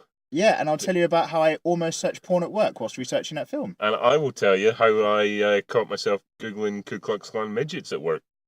Oh my, that's a fucking flashback. Yeah. Oh, Jesus. And then Did we talk about that in the podcast? No, I don't think we ever have. But I tell you, I just suddenly realised that's a funny way to hand in your notice, you know? All right, peace out, everybody. Much love. Bye-bye. Thanks. Anyway, so we've just watched, here's a fucking, so on an awful introduction to the completely unedited, spoiler alert, full of swearies, post-viewing that we've just done for Hacksaw Ridge. And it wasn't, Hacksaw Jim Duggan didn't appear in it once. No, the 2x4 was not there. No, the 3-point clothesline was not there. None of it. The American flag did feature. Yeah, almost needed a refund for the ticket, though. There's no almost. Hacksaw. It's like, that's so ridiculous. That just shows, I mean, if you want an insight into my thought process of a given day, Hacksaw Ridge trailer comes up, and I'm like, Hacksaw Jim Duggan. Yeah, you can't let it just go. Instant association. That's just like, well, what use am I to society? So, I mean, really, with that kind of just like linking out of nowhere, just because one. That will have a function one day in the future. Like it will be like that episode of Star Trek. Do you remember the one where that buggery thing just comes along? It's a ball with a pipe. Thing, right? Okay, now you're gonna have to qualify that because we've just been speaking about Toy Story. Oh yeah. You're gonna have to qualify the buggery thing, okay? So it's Star Trek either 3, 4, and/or 5. And there's a cylinder, and it has a circle and a light, and that's all it is, and it flies through space, and it comes back to Earth, and it's like, oh, hey, Wales, how's it going? That's 4. 4, yeah. The voyage home, the worst concept. And everyone's like, there's no whales in here, mate. And he's like, Wales! Yeah. Wait, Wales! Yeah. And like, every time he shouts, he fucks the planet, basically. Yeah. Where are we going with this? Oh, yeah, so one day we'll be in the future, and there'll be a fucking thing from space, and it'll be like, Jim! And he'll be like, which Jim? Jim Carrey? Don't name it. And Jim one day Cameron. They'll have to go back in time, find you, bring you back, and they'll go, Jim. And he'll be like, do you mean Hacksaw Jim Duggan? And he'll go, yeah. And he'll be like, no, he's dead, mate. And he'll be like, all right, I'm off. And we would have had to fucking invented time machines that will fucking have to encourage Skynet, knowing we're going to preempt a future war, simply to get a time machine to grab you back from the past to fucking deal with the Star Trek thing. They'll put me back in my present time and everything will be okay, and then it'll just do a quick reverse, like, what about Nikolai Volkov? I was like, oh fuck! Jesus! We gotta go back. We gotta go back again. And then paradox, and then we're all fucked. Yeah, fuck I'm gonna end the world. I watched some other podcast about that particular Star Trek film, and there's this guy in it. I think it's like Colin Monaghan or Duncan Casey, but basically one of them's just like Duncan Casey. Yeah, these other guys do other film stuff. It's another thing. Don't worry about them. Who are these people? They're just other people in England. The competition. No, they're much better than us. There's no competition. Well, stop referencing them then. These assholes, you'll never know. Yeah, no, you don't want to know them. But you're just like, at the end of that Star Trek, we'll get to Hacksaw Ridge, everybody. Yeah, we will, I promise. So, let's maybe, I reckon 40 people will eventually listen to this podcast. 40 people. 10 of those views will be us checking on the video. They'll be like, where's the bit about Hacksaw Ridge? This is fucking Star Trek. This is the worst Hacksaw Ridge podcast ever. He's just talking about Star Trek 4. And there's a bit, because they bring some whales from the past, and whales go, yeah, mate, we're fine. And he goes, all right, I'll see you later. Yeah. And it goes off through space, and this guy was just like, Well, don't just let it go. That thing needs watching. What if it just goes to another planet where it used to hang out with some bees or something and fucks them up? You know what I mean? They just let it fly off. Right, like, okay. The whole of Starfleet just goes, yeah, it's gone now. That'll probably never be a problem ever again. That's a thing, actually. Out of sight, out of mind. Do you know what? That has never occurred to me before. What a fucking... Right. Well, it's left us alone for now. That's a really good point. But it is the most short-sighted Star Trek ending. What if it went to, I don't know, Christ. Name another planet. In Star Trek world, Vulcan? Planet Vulcan. You don't have to name a Star Trek planet, just any planet. Go for it, shoot. Fucking Andromeda. Oh, it's a galaxy. Andromeda. Fuck. Right. Wait, one of ours, Pluto. No, it's not even a planet. Well, I've had 2 goes. We've got our own solar system, and I've dropped the ball twice out of all the planets we have. Jupiter, mate. Jupiter, the big one. Crowd pleaser. I know planets. Jupiter, mate. What are you worried about? You went to Jupiter. Continue your story. Okay, but... Right. What is it going to do on Jupiter? What's it going to look for? You fucking said name a planet. I said name any planet and you went Jupiter and I'm like, okay, you remember where this joke was going, right? Oh, yeah. What the fuck do we do this? Well, there's not many planets. You said not in Star Trek. There's not many fucking planets in the real world that we live in that happen to have life on them. I didn't say real world. I said any planet. Well, I said fucking Vulcan a minute ago. Planet Vulcan. Right. Let's start the planet Vulcan. Continue your fucking thing, Ken, about planet Vulcan. Go on. Okay, so what if it goes to Vulcan and it reforms into the shape of a V and nobody can answer because remember it got sucked into a black hole in that last Star Trek film? Fucked. It got sucked into a black hole? Yeah, remember he dropped the red matter in and, you know, the whole planet collapsed. Yeah. Oh, wow, you've gone from Star Trek 4 to the Star Trek reboot franchise. That's a fucking leap. Yeah, where is it? Yeah. Where is it in the reboot? It's still coming to Earth. Yeah. It's still making its way to Earth, and supposedly whales are still dead in this alternative Star Trek. I suppose they are, because he didn't think to go back and save the whales, did he? What are they going to do? What are they going to do? They actually have to reintroduce that thing if they're going to be, true to their alternative world. Well, they've already reintroduced Khan. Yeah. Which is great because everybody's just going, oh, when are you bringing Khan back? When are you bringing Khan back? And they were like, there he is. I'm like, great. Okay, what are you going to do next? Don't know. Were you a fan of that one, the Khan one, the second one? I liked it. I personally liked it, but I know it's just had so much flack. That was actually my favourite one out of the 3. Right. It's had favourite one out of 3. Because I like Mr. I will stand here and watch everything for but do nothing, that dude. But I was I will stand. Okay. Fucking bandwagon for a black James Bond. You know that guy. Oh, Idris Elba. Yeah. Idris Elba, yeah. Bear in mind, I fucking love Idris Elba. He's a fucking powerhouse. But like, in terms of him being a bad guy, it's like, no, I've just had, Bemba Butch Cumblebum, and he was fucking amazing in the second film. You're not gonna stand up to him. Bumblebee Optimus Prime. Yeah. Bumblebee Optimus. Do you know what the thing about that is? I was not particularly keen on that film, but the best bit for me was when they used the Beastie Boys song to explode all the little ships. I actually didn't like that at all. No, I fucking loved that because how many times have you seen in an action film the non-diegetic soundtrack accompanying just massive fucking action and explosions, and just the fact that they thought to work that into the actual diegesis and make it part of the narrative is so incredibly cheesy and on the nose and just like slam dunk. I'm like, okay, I'm just fucking on board with this now. Just go for it. Just blow all these ships up. Yeah, and do you know what? If I was more in the mood for that, I would have had that reaction, I'm sure. But I'd already actually clocked out that film a bit by that point.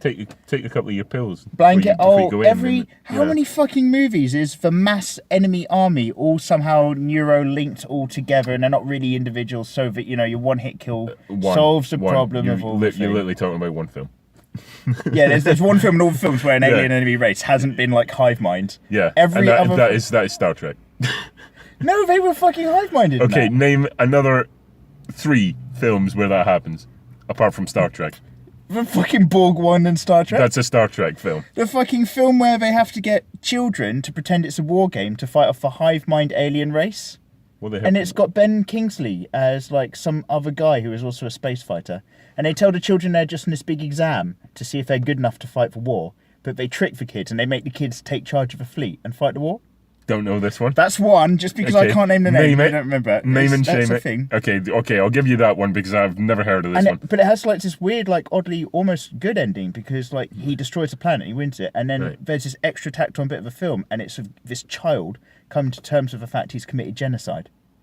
Incredible, really, really weird. Yeah. Holy shit! Yeah, are you kidding no, me? and he like it has like a kind of weird moment where he's like, there's the last egg. He like finds the queen. It's like, you've destroyed my race. This is the last egg.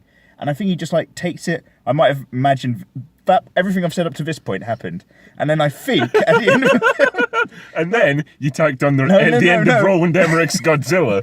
No, and I think he takes the egg and he just fucking he doesn't go back to Earth. He just flies off to space just to fucking deal with it. Just to deal with the fact just to deal with his trauma. Yeah, it's fucking and and I'm not saying it's a great film because most of it's teen like, they trying to subjugate this kid and make him be a bit of a loner to be a leader as opposed to one of the pack and all this sort of stuff. And then there's this whole thing of Ben Kingsley, like he's got loads of tribal tattoos and he forces the kid to understand like every moment of life is danger, stuff like this. And then they're just like, this is your final exam. And like all the people watching his exam just like, they're doing this, and I'm like, fucking go with it. I know the name of this one, Gandhi. No, when was Gandhi just like, here you go, young white boy, just destroy and subjugate my entire people? Roll with it. I don't know. Okay, that's one. I can't argue that one because I don't know what you're talking about. Okay, name another two, and I'll let you off with this. Second fucking hive-minded sci-fi thing where aliens are the bad guys for isn't Star Trek. Ooh. No, you're struggling, aren't you? No, wait, give me a minute. So here we go. Fucking Starship Troopers, technically. Because they killed a brain bug and all the other insects are completely disorganized and they're just so easy to kill. And fucking Avengers, because Thanos' preemptive army, they're all fucking hive-minded. They just nuke the gap or whatever up in the sky and then they all just fucking shut down. I'll give you the Avengers. Chitauri. I'll give you the Avengers, but I think you're misremembering Starship Troopers. Okay, and then... Wait, I feel like there's another Avengers film in here. Yeah, the other Avengers film, Age of Ultron. Because then they just fight Ultron and all the other robots just shut down. Okay. That's a very common theme. Don't fucking make me work so hard. You pitched this as if it was one of the most overplayed things in sci-fi. And you have barely been able to list 3 films. It's one of the most overplayed things because it wraps it up too conveniently as a narrative. Yeah, you have barely been able to list 3 films. Hacksaw Ridge review coming soon. Oh. Yeah, do you remember what we said in the car? Fucking hell, Independence Day. Of course, yes, thank you. Where were you a minute ago when you were grilling me? Right there, I was on the wrong side of the fence. Yeah, I was not countering my own argument. Independence Day. And to a sense, District 9, because all those aliens were fucked because their queen had died by the time they'd reached Earth. I don't remember that. I've scrubbed that one. Ooh, did you not like that? No, it was shit. Okay. 3 points. Ken's not happy. No. It's not that I'm not happy, but I do have to bring some things up now. Okay, one, you've talked about Andrew Garfield is a handsome young man in pretty much the same breath as you've said the phrase "fuck me up the ass." Now, what I want to know is if he was, accessible, would you groom him? Is he younger than me? I'm guessing. Everyone's younger than us. Everyone's younger than you, man. Yeah. If I had an opportunity to groom Andrew Garfield for my own perverted pleasures. Yeah, would you do it? Would I have, because I'm not saying no, but I'm just saying, I'm assuming in this scenario I've got no access to other celebrities. He's the only one. No, he's not a celebrity. He's very accessible. Oh, just in a day-to-day sense? Yeah. Well, I mean, no, because that would just be me grooming some random bloke then, wouldn't it? Yeah. No, I haven't got time for that. I've got 3 YouTube channels. I was going to say, he's got quite a bit of hair. It's a good purchase there. You know what? There is. You could run your fingers through that and pull it down. Yeah. Okay. Okay. Right. It was actually just all of a sudden after all that visceral war, really CG. Getting carried down on the stretcher in the sky, was weird. Floating in the clouds. Yeah, that was very strange. Ooh, that's a bit out of rhythm. Mel Gibson, man. Somebody, right? Okay. He only had one arm out this time, so it wasn't full Christ's imagery. The other hand was holding the Bible. So maybe that's it. How do you get out of not having both arms out? But to be fair, I think he mainly used the Bible to conceal his wank pig. Yeah, and. You take what you get in those days. You do. Otherwise, you've just got to find a really pretty Japanese corpse and just hope for the best.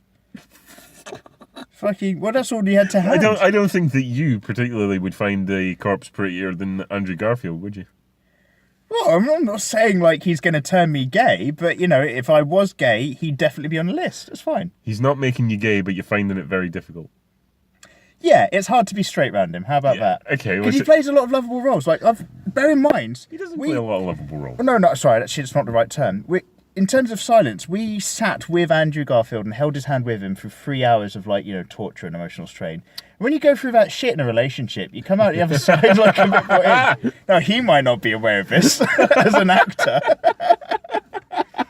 And bearing in mind that I've also you know The Room?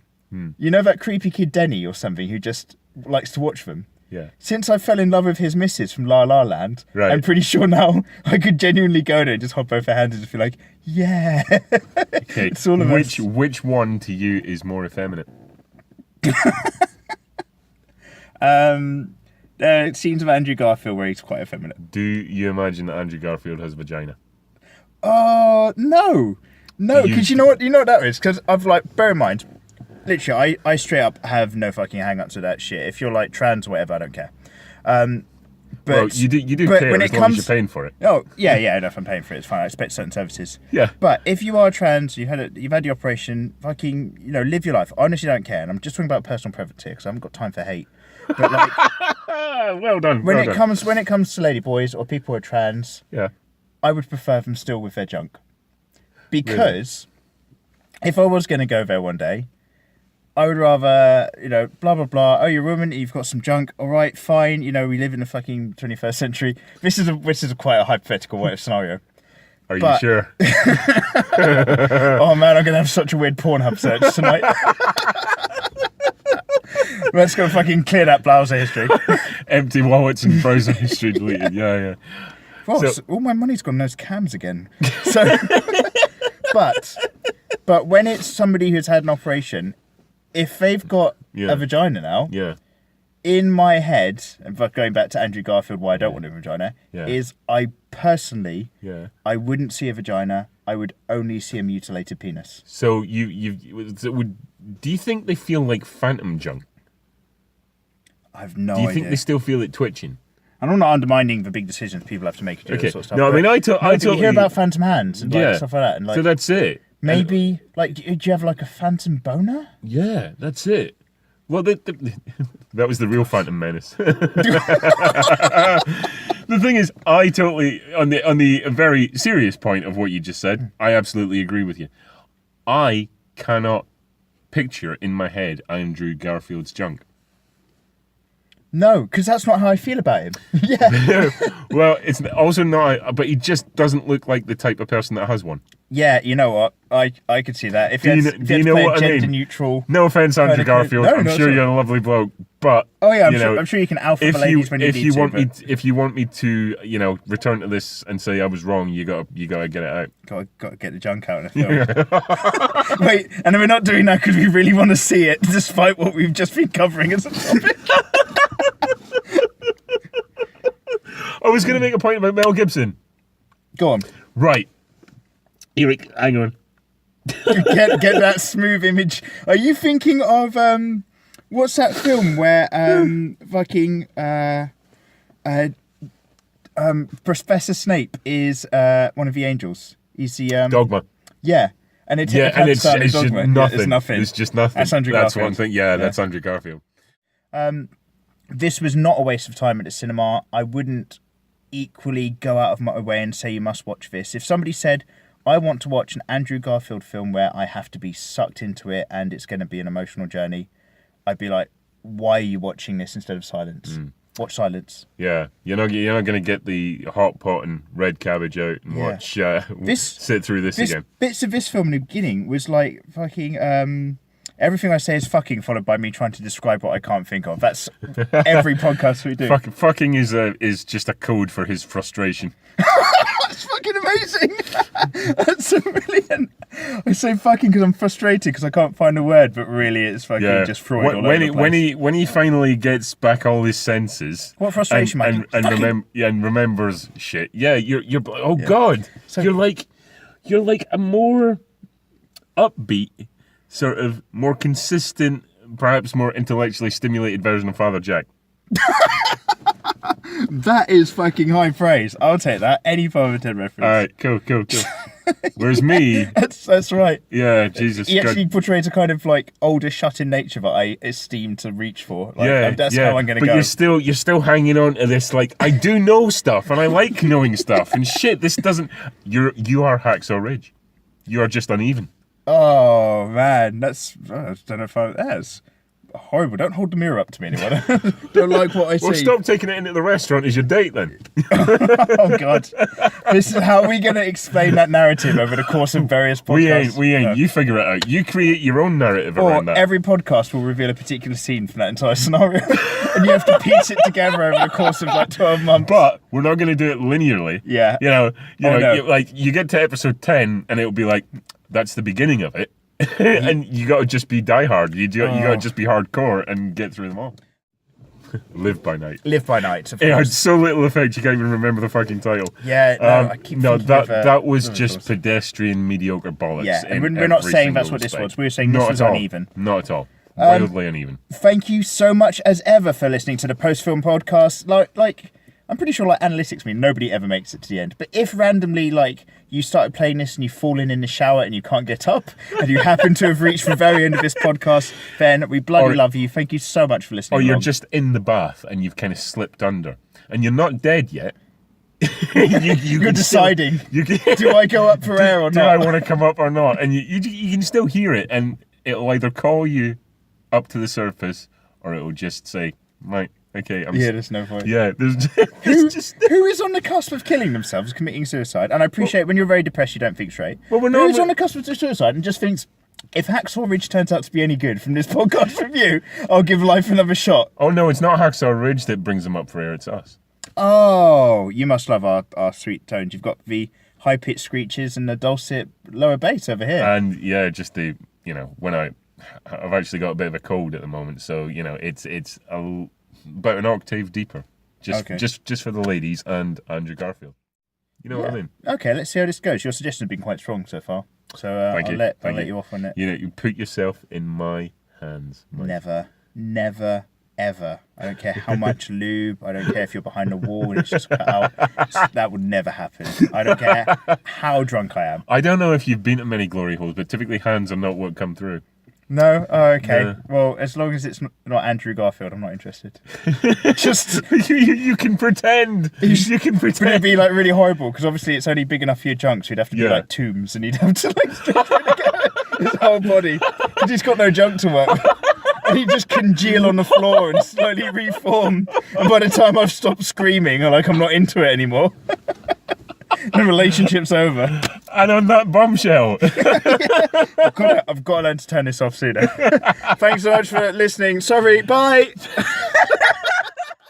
He was just there saying the lines, and I'm like, It's tough. Yeah. I feel like they've built a film. Like no one's to blame. No one's lacked any skill. No. They've put a film together out of just bad material. Like the story is one where a bit if you're like a going to tell it McDonald's real, hamburger, really.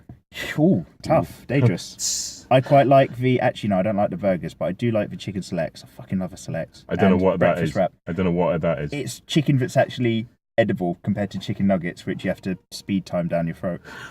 So, Is that a bit like oysters?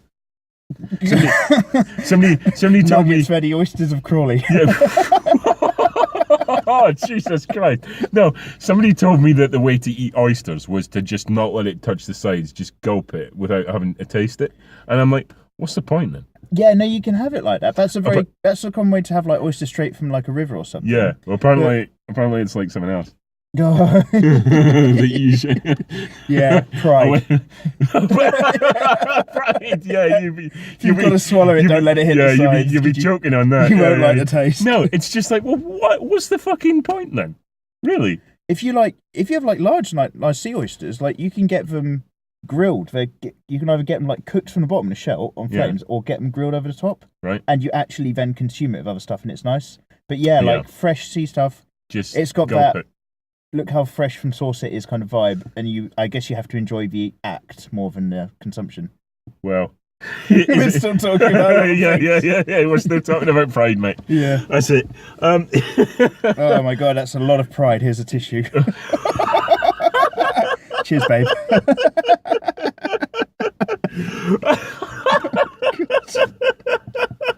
Yeah, the technical term for that is pride shot.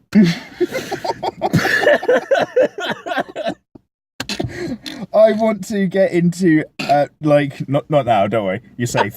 But like, I want to get The into. car is steaming up here. I'm going to have to get an adult film career on the side, solely so that I can gain traction with the term pride shot becoming commonly used across the industry. That's all I want. I want that to be the new term. That's a lot of fucking pride.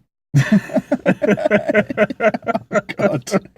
Pride sluts 5. Why does it keep coming back to the kid and her? What is the association between what she's doing here and the kid? And I obviously trusted it was important. Yeah. Because this clearly wasn't like a shitly thrown together film. No.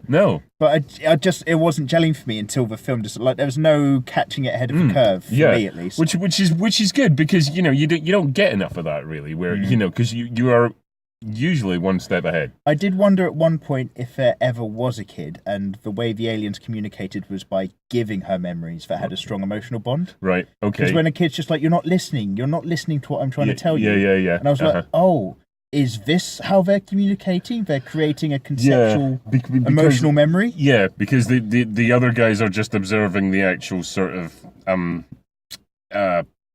pictograph things that they're doing, and she is getting up close to the glass and pressing her hands on it, and she's actually feeling the she's feeling it. She's feeling the vibrations. I was going to say, she is. She's sitting on a washing machine of destiny.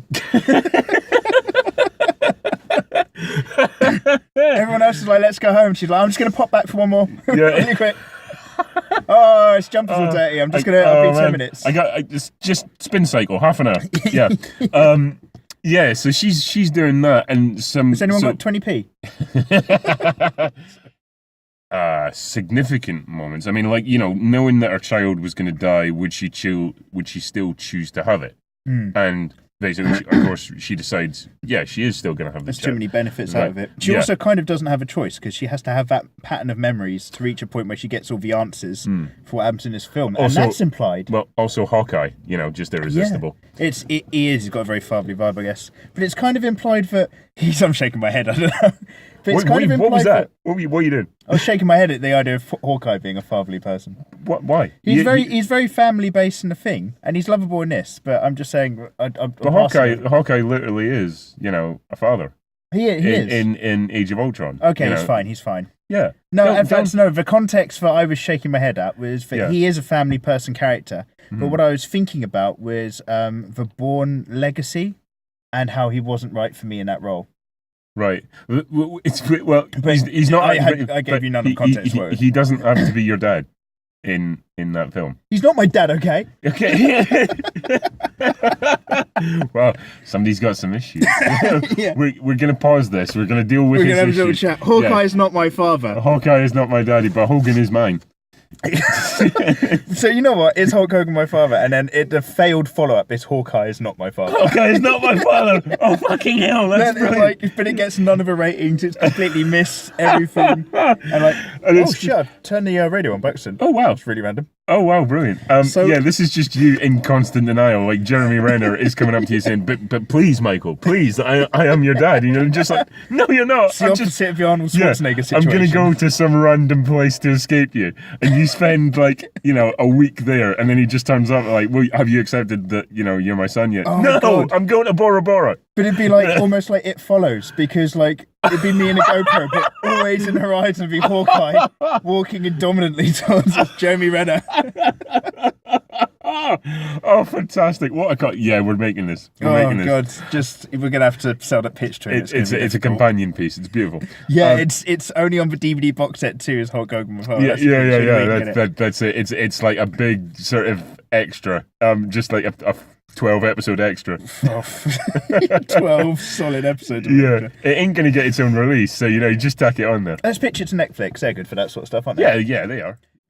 And it's just that, and it's beautiful and it's emotive because of the music, but it's cold because there's no human element. You're just watching all these patterns. You're just watching the world at work through this kind of art house experience. And art house experience like this film can push a point or make you think of a topic, but it's maybe more art house and less of an overall viewing experience. Yeah. Because it lacks something else. And now we see but through Philip Glass darkly.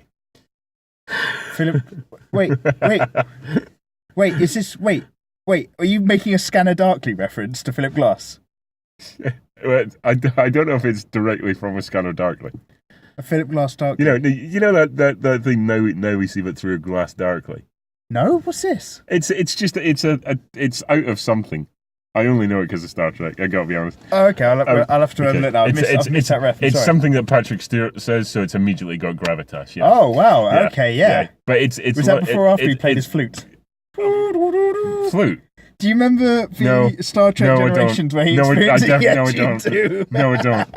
where he experienced an entire lifetime thanks to a probe to relive a destroyed species. Okay, during that lifetime he learnt the panpipes on the flute. No, I do not. Do you know? Alright, I'm going to put you on the spot here. Worst episode of Star Trek: The Next Generation ever. Oh, okay. I'm going to say. We're speaking about Star Trek again. We got to do a Star Trek podcast. For me, Star Trek is the Next Generation. Though, like I'm such a fucking Patrick Stewart fucking fanboy. Well, why wouldn't you be? Yeah, if you're not, frankly, I don't want you listening. Like with people like Patrick Stewart in the forefront of like the Enterprise, there is actually hope for humanity in the future. Absolutely. Fucking hell. So like I don't know. I guess the one where Security Officer Tara dies. I felt Tasha. that the one I Yar. forget. Yeah, she was hot, but no. So like. That one where they kind of come across a pure hate because some species evolved without it, but physically had to leave an embodiment behind in order to move on. Yeah, it was kind of like the Slime River in Ghostbusters 2. Though. Yeah. But I kind of had a lot of Deanna Troi having a kind of one-to-one argument with it, and it just didn't work. It was a lot to fit. It was a lot of concept to fit into a 45-minute episode. Okay, mine. Where they land on the planet, Picard lands on the planet and meets the alien who just only speaks in metaphors. When the walls fell. Yeah. Yeah, that's the one. Oh Jesus, that's the one, man. Fuck yes, it's like their version of I can build a bazooka out of asphalt or something, isn't it? Just don't make me go back to that one because it's fucking wretched. That's such a great link though, because that is the two species having to communicate through language. There we go. You've done well. I've finally caught up to what you're getting at. Thank fucking Christ. Wow, yeah, it is a bit, something when the walls fell. I would, so if you like the cinema and stuff, I'd definitely recommend, if you've got a good setup at home, that you watch this and you add this to your list. Have you read Hyperion? No. Or have you read Endymion? Any of the stuff? Are you actually saying words? These are words. This isn't the stuff out of Dune, is it? No. Okay. But, so, it is in fact from my second most favourite science fiction. I told someone that you learned Dune was it in French? Yeah. Yeah, and they shed a tear. And just laid a rose at your imaginary grave. And just went, well, that guy exists. I'm like, look, me and Patrick are in this world for posterity. If the nuclear holocaust happens, we lose the script to Dune, the original David Lynch edition. Yeah. We're there to Peter. We're like the Book of Eli, but for you're the literal Book of Eli. Yeah, but for the script of Dune. Just really Denzel Washington is just going to wield you at one point. The actual book. Man, you would let Denzel Washington wield you, would you? Is that like a palindrome or something? You would let Denzel Washington wield you, would you? Yeah.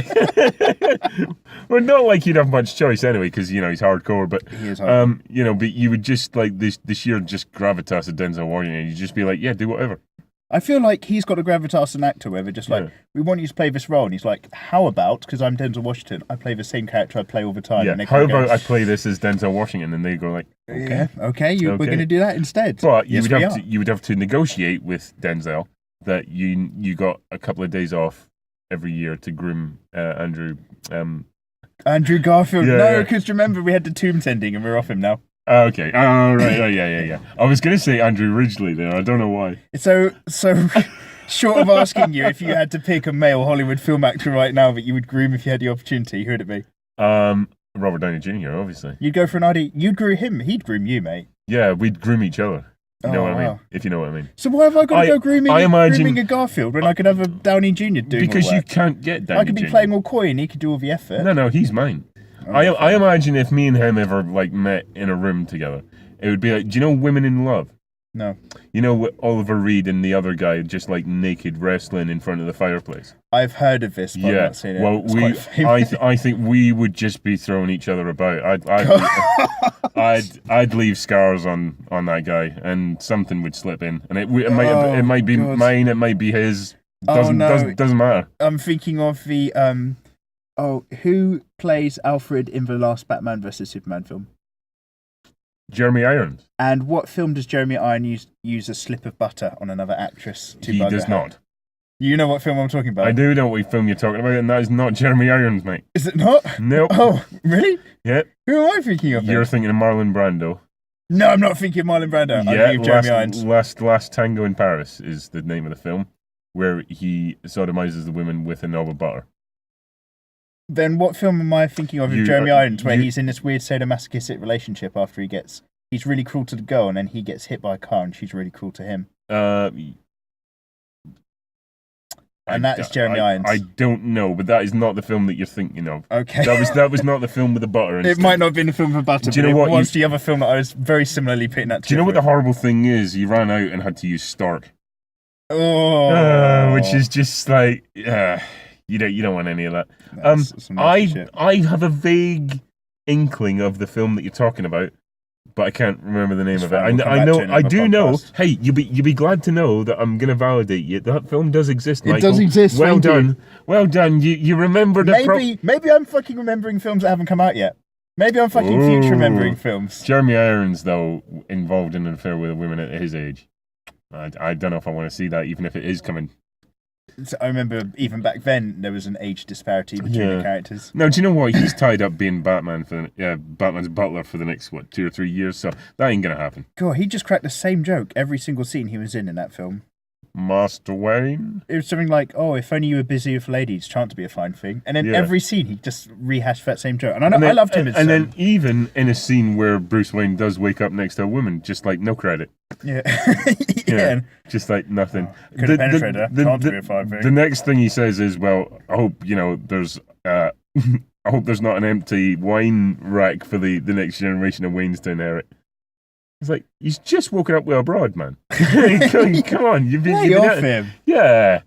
Get off his case. No wonder he's fucking miserable. Batman's weakness was the women, though, wasn't it? No. What was it? Batman's weakness was never women. What was his weakness? Catnip. Fucking his weakness is the women, Catwoman. No. His weakness is Catwoman. His weakness was Ra's al Ghul's Julia Ann Gould, whatever her name is. What did you just say?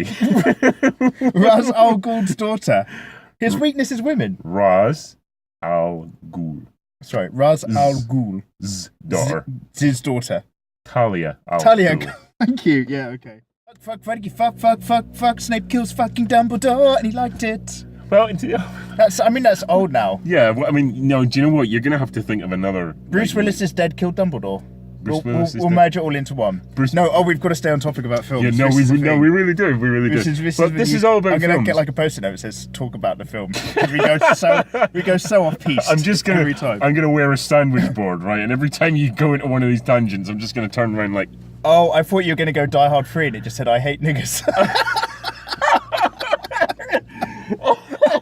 And I was just like, Ken, that's fucking inappropriate for the podcast. You're going to bring that in the car? See, that combined with that Kong Skull Island thing, that just makes me look so bad. But no, do you know what? I love everyone. Equality, of course, like, no one listening to this can really think we mean this shit. I live on Equality Street, man. Oh. I named it. Yeah, you did. You were like, what's this? Fucking Equality Street? And and they were like, yeah. And you're putting dog shit in bags outside people's houses, Mrs. Patel's. It was harsh. Mrs. Dark Patel. man. She doesn't live there anymore. Of course she doesn't, yeah. Her house burned down. I saw that. You Woody Allen'd her. Left the stinger in. Oh no! Oh no! Look, another reference to something we haven't discussed in the podcast. Who the fuck are you, man? That borderline could have been just a thriller filmed solely from inside the cab and had its own story as well. Yeah, it was so good. Absolutely. But fucking intense, claustrophobic, brilliant film. But and again, appropriate the to talk audio about was him because Keanu Reeves is. When it comes to actors who step up to get into a role, same ilk, like different kind of experiences and different things that they've done to it. but they both bring everything to the table when it comes to some action. Yeah, I so heard pleased by that. For Bill and Ted, he actually did drop out of school and, and became a waster. I can believe that. Who couldn't play guitar. I think for Dracula, he actually did let 3 women feed on him. Yeah, I fucking know. And one of them was Monica Bellucci. Oh, good on him. Yeah, well done, Keanu. He actually had surgery on his memory so that he really hadn't seen the sea before. So that when he went undercover. I heard a different story. I heard that his parents knew that eventually he would get this film role and just forbade him from seeing the sea. So they were like, prep. well, why can't I see the sea, Mummy? Get in the cupboard. You know. Why do we live by the beach if you don't want me to see? Why is the cupboard the solution? Are they like a motorhome? So they torture him by just drilling a hole so he can hear it. But he can't see it. He's like the elves. The sound of seagulls makes him need to travel beyond the sea. This is why when he's doing those killing scenes, he's got such intensity on his face because he is thinking about that fucking, that memory. The cupboard of acting. Get back in the cupboard. Back in the acting cupboard. But we're not acting. You'll learn. Oh, Keanu. But he didn't really, did it? He's an actor with a troubled upbringing. He's so publicly lovable as an actor, though. Despite he's an incredibly nice guy. A very, very fucking terrible actor. Yeah, it's beautiful to look at and it's really well staged and everything. And, kudos for not doing the fucking jumpy, shaky cam, like quick edits that really suck me out of any action that I'm watching. Just baseline this. Best action film I've seen this year thus far. It's fucking better than Triple X, wasn't it? Oh, I'm not allowed because I start twitching when I try to think about Triple X. And she was in it. That woman was in it. The Australian actress. Yeah. She fortunately didn't talk in this one because I was still having flashbacks of her wrapping herself up in tumbler's linen to get into a sniper position in Triple X. Yeah. But no, we're not. He's having a seizure, folks. He's having a seizure. We can't go back to that. We did a post-screening, we did a post-viewing podcast. Post-screening. I can't think of Triple X. I'm fucking so angry. It's okay. Return of... Your pills, mate. Your pills. We did a podcast off of watching Triple X Return of Xander Cage. If you're one of a few people listening to this, you've probably seen my rant on Triple X Xander Cage, and I had to make that because the audio footage was unusable from this, but it was almost a solid hour of swearing and twitching and me just thumping the steering wheel. What happened is that the rage actually just generated, it turned the successful audio of that podcast into just white noise. It was like The Ring. Yeah, it was like, you cursed that recording with your rage. God, there's this poor girl who was so angry at Triple X. Yeah. So every time you rent Triple X, she'll kill you or something. You are Sadako, and I claim my £5. They have. I'm not even going to go into Sadako versus something film that they've released. Yeah, please don't. I will claim my £5. Yeah. Oh, okay, yeah. You explained it to me before, brilliant. But yeah, do you know? But the thing is, I couldn't help but think of Triple X3 when it got to the nightclub, and I'm going, now this is how you stage a fucking nightclub sequence. Yeah. This is like, just as a comparison thing, the nightclub in Triple X was staged, and the way it was shot and the people that were in it, so fucking infantile compared to this. It was like, this is actually engaging to look at. Loved those shots in that when it had just a thumping bass and a rhythm of music drops into this like massive house but aggressive beat. Yeah. And it's just Keanu, mostly dark, and you can't make anything out. Smoke and he's backlit in orange. Sorry, he's backlit. I've done it. Got there. I'm sorry. Because you know what it is? I've got 3 red fucking X's in my vision on a white poster. And Xander Cage's massive fucking bald egg face going, I'm the coolest fucking guy in town. I have sex with 7 women. Just fucking, it's made my blood boil. Gotta let it go. I've gotta let that film go. God. What about we do, the way they've done like Ring versus The Grudge? What if the next time out? No, that was it. They've done that film. Yeah, they have. Well, what about John Wick versus Xander Cage? Would that make you happy? Oh, it would. Because that would take fucking no time. It would make me happy. Yeah, I'm gonna think about that. Think about him just pumping an entire like clip up his shorts. So, where are we going? I don't know. I fucking don't know. So the shots were really good. With yeah. a lot of that. Actually, Wesley Snipes was born to play Blade in that role. I mean, that's X-Men was the sort of testing ground for okay, but the Blade is a fairly underground comic. It's got an African American lead in it. You know, it's like it wasn't on their radar. That's it. Comic fans that on was the like way, their soft launch. but that's why it was made into like a fucking horror film. Yeah, because it's like, well, this doesn't have to get ridiculously expensive because horror fans will come to see it because of what we're offering that. But X-Men is like. They weren't making a comic book movie. They were making a genre film. That's it. But they used a comic book based off of it. Yeah, exactly. But X-Men is like, can we do this on a bigger scale? Yeah, can this work? Is there an audience for this these days? And then it's like... outside of Batman and Superman. Yes, please. Yeah, it turns out there was. Because we've been starved of it, you know? Yeah. That's the thing. But yeah, Blade's fucking awesome. And it's so crazy that they just made 2 Blade movies and then just kept it like that. I know, right? That really needed a third one, I think. I'm amazed they never got round to that. I felt like it should have been a triumph for it. But I guess they just thought maybe if we made a third Blade movie, it would be just the worst thing ever that insults everyone. What I find really astonishing is that they skipped X-Men 3 and just went straight to, like, 6. Yeah. That was such a leap, yeah. Yeah. Wow. I mean, kids, I know it was about time travel and everything, but I'm like, wow. It's really, that's... I felt like the second was building up to something that might be quite interesting. Yeah, that's a lot for me to catch up on. Although, like, because I'm a bit of an anime buff, and I do like a lot of Western comics. I don't pretend to be like a guy who really knows his shit for the X-Men. No, but I know enough about the Phoenix Force, and I know enough about the outlines of the Phoenix Saga and why it has a relationship with Jean Grey and what it is compared to what they make it, and they've still made it a power in this X-Men film. Yeah, but I choose not to worry about it because like. Western comics aren't my bag massively, as much as I love them, because the writing in them fucking blows a lot of anime out of the water. What about that book you wrote that says Western comics, they are definitely my bag, baby? No, baby, that's not mine. That's just a misunderstanding. You know what? Shame they never made a third Austin Powers. Yeah, it is a shame, actually. They just...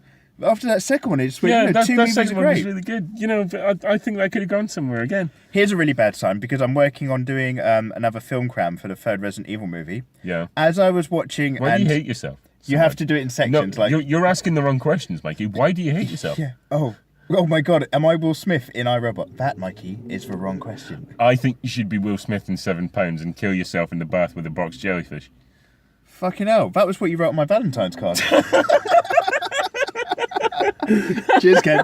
You really know how to make someone feel special. I think you should kill yourself in a bath with a jellyfish. From. No. You know who. Where the fuck was I going with this? What was I saying? I don't know. Sorry. You were talking about Western comics not being your bag. Yeah. So blah blah blah. Phoenix Force, and that's fucking really strong. Yeah. So there's all this cool, and I'm going on a side quest here because I've recently been reading up about it, and it really got my juices flowing. But literally, like this, we had to mop the floor after. X-Men came up at a time where, this is just side knowledge, everybody. This is knowledge base, Superhero comics back in the day, like 50s and 60s, no one cared about it. If you were reading a comic, didn't have a superhero overtone. People were reading Western comics, thriller comics, horror comics, vampire comics. Those are really big. Superheroes are just one thing. Would you like to name some other monsters? Yeah. Werewolf comics, Merman comics, big spider comics. Yeah, they were like all the flavors. Ant comics, Plane comics. So just go Stuart Lee on it.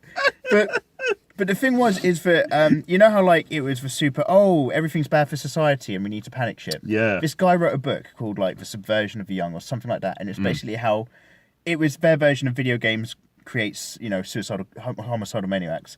Yeah. Suicidal maniacs. They're the least effective. They're no fucking threat, are they?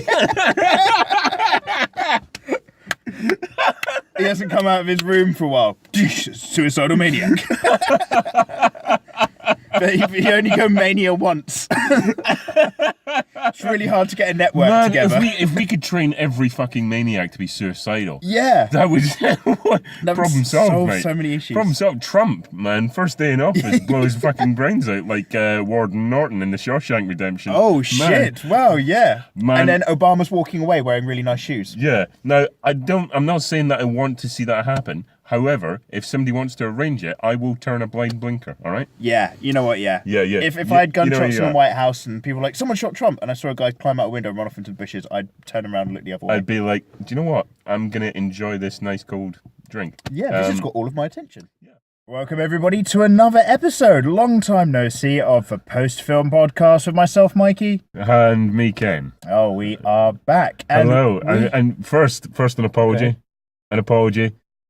We did arrange for an earlier one than this. We were supposed to go and see the Great Wall on Tuesday. Unfortunately, we both suffered grief narcolepsy. Mine was considerably longer, and I missed the Great Wall. Just give us a brief rundown of how shit that was, Mike. No, we just talked. So Just a very brief I still rundown. went to watch the Great He Wall. still went, and I was just like, nah. By the time this is uploaded, I might have actually uploaded my review. Yeah. But it was very, very, very lackluster, and I'm going to not be angry. And it had that thing where, spoiler alert, it's a fucking...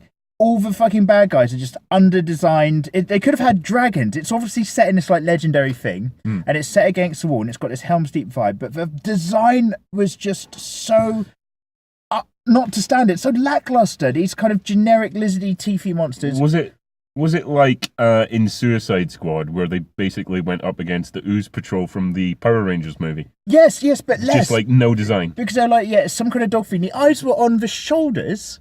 Right. Not even so the head was just a separate mouth. It just looked a fucking wreck. Right. And then the queen that controls them. Obviously, it's a hive mind enemy. So kill the queen and you solve the entire fucking film. Do you know what the horrible so thing? underdesigned. Do you know what the horrible thing about this is? What? Like I said to you, that is one of the most.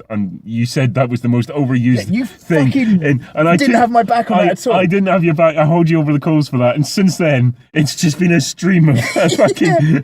fact, Shit! It's that one. After we'd finished that run of that sentence, you then backtracked and decided you were going to start remembering films. No, do you know what? When I listened back to that, I realised that Independence Day was actually not one to be included. No, there was the virus, wasn't it? Age of Ultron also was not one to be included. Age of Ultron was one. No.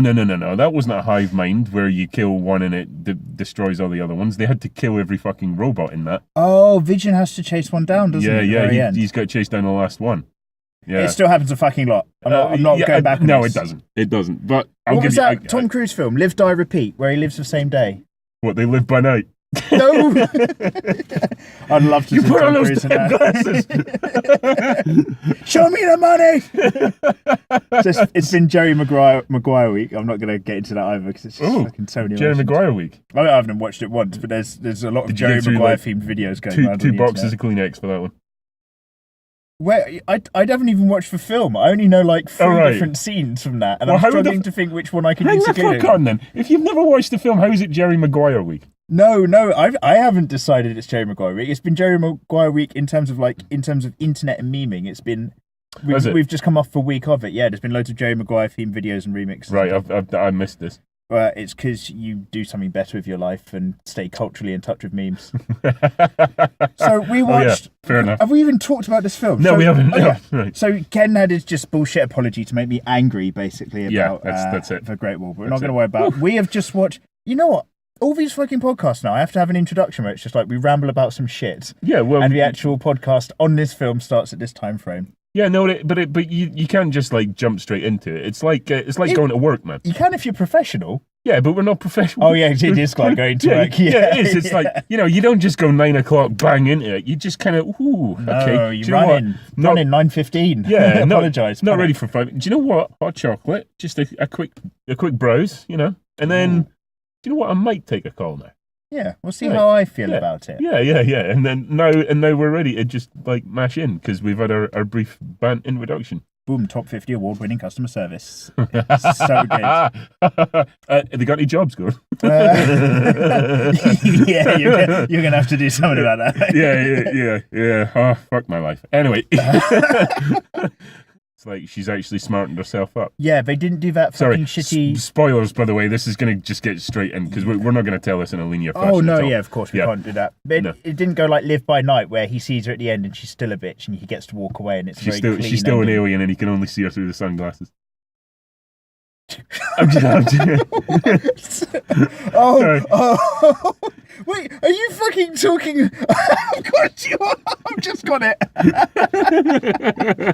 Okay, Sorry, mate. You've said this so many times now. Every time you bring this film up, I'm just no, because you know. All right, so like going on for a fucking 10. Apologies. I like films that do that. Have you seen Gran Torino? No, is that a film? Who's in that film? Shooty McUnforgiven. As you would describe I have him. seen. I have seen Gran Torino. Yeah. Right. Okay. Yeah, Yeah. absolutely. Right. Okay. But that. Oh, my car. Yeah. No. That for the entire run looks like it's building up to a sort of crescendo of him. If you associate. Careful. I'm not sure if I can remember the end of Gran Torino now. I'm about to spoil it for you. Does he have to like smother the kid in hospital? Mother. After he's in a car crash. He lets him borrow the car and he crashes it or something. No. That's $1 Million Baby, mate. Oh fuck. You know, the boxing. Fisty McBoys don't cry. Yeah. Mate, you're getting good at this. I know, right? Okay, it's just like I've got to dampen down my actual knowledge in order to communicate with you. Yeah, Oscar McBoys don't cry. Yeah. They say when you're dead, and it doesn't affect you; it only affects those around you, and it's the same when you're stupid. Yeah, I like that. No, yeah, he has to. He kills her, doesn't he? He smothers her with a pillow. Let's not worry about her. What happens to the kid who borrows the car? I don't know. Nothing. What happens? Nothing. Okay, sorry. I've interrupted you. Tell me the end of this Gran Torino. He drives off with a car. No, right. Okay, so he steals the car. No. Well, so if you consider what we've seen this year so far as either been a grotesque pile of shit, I don't have to mention the name, or I can see you twitching, Mikey. Sorry. Or it's just been that kind of like heavy, just emotional sort of drudgery, or just like fucking soul stealer. Thank God for John Wick 2, just to add a little pause break to that process. We definitely needed a proper palate cleanser in the form of John Wick, which it certainly was. That was just like guns blazing, just like, you know, it was the perfect anti-Valentine's Day film, really, wasn't it? It was, yeah. Mikey did make a comment, glad we didn't go and see this on Valentine's Day. You know, yeah. And I had to agree. There would be subtext of concern. Yeah. But this, just ended on a really nice note. I'm grateful that we saw this. Yeah, no, definitely. I vaguely kind of guessed at what might be going on, and I hoped it was going to be gripping enough to keep us in. But actually, other than, I'll tell you the bit that fucked me the most is his relationship. Steady. Yeah, I'm going to be careful here. Steady. Is that mind how you go. That guy that followed me into the toilets halfway through. Yeah. That's going to stay with me. Go on, sing it to Hard Knock Life again. No, Mike. it's the.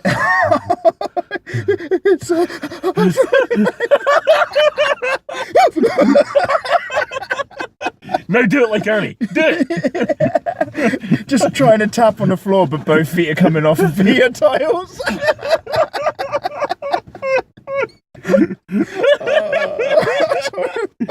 No, do it like Mini Me. Oh no.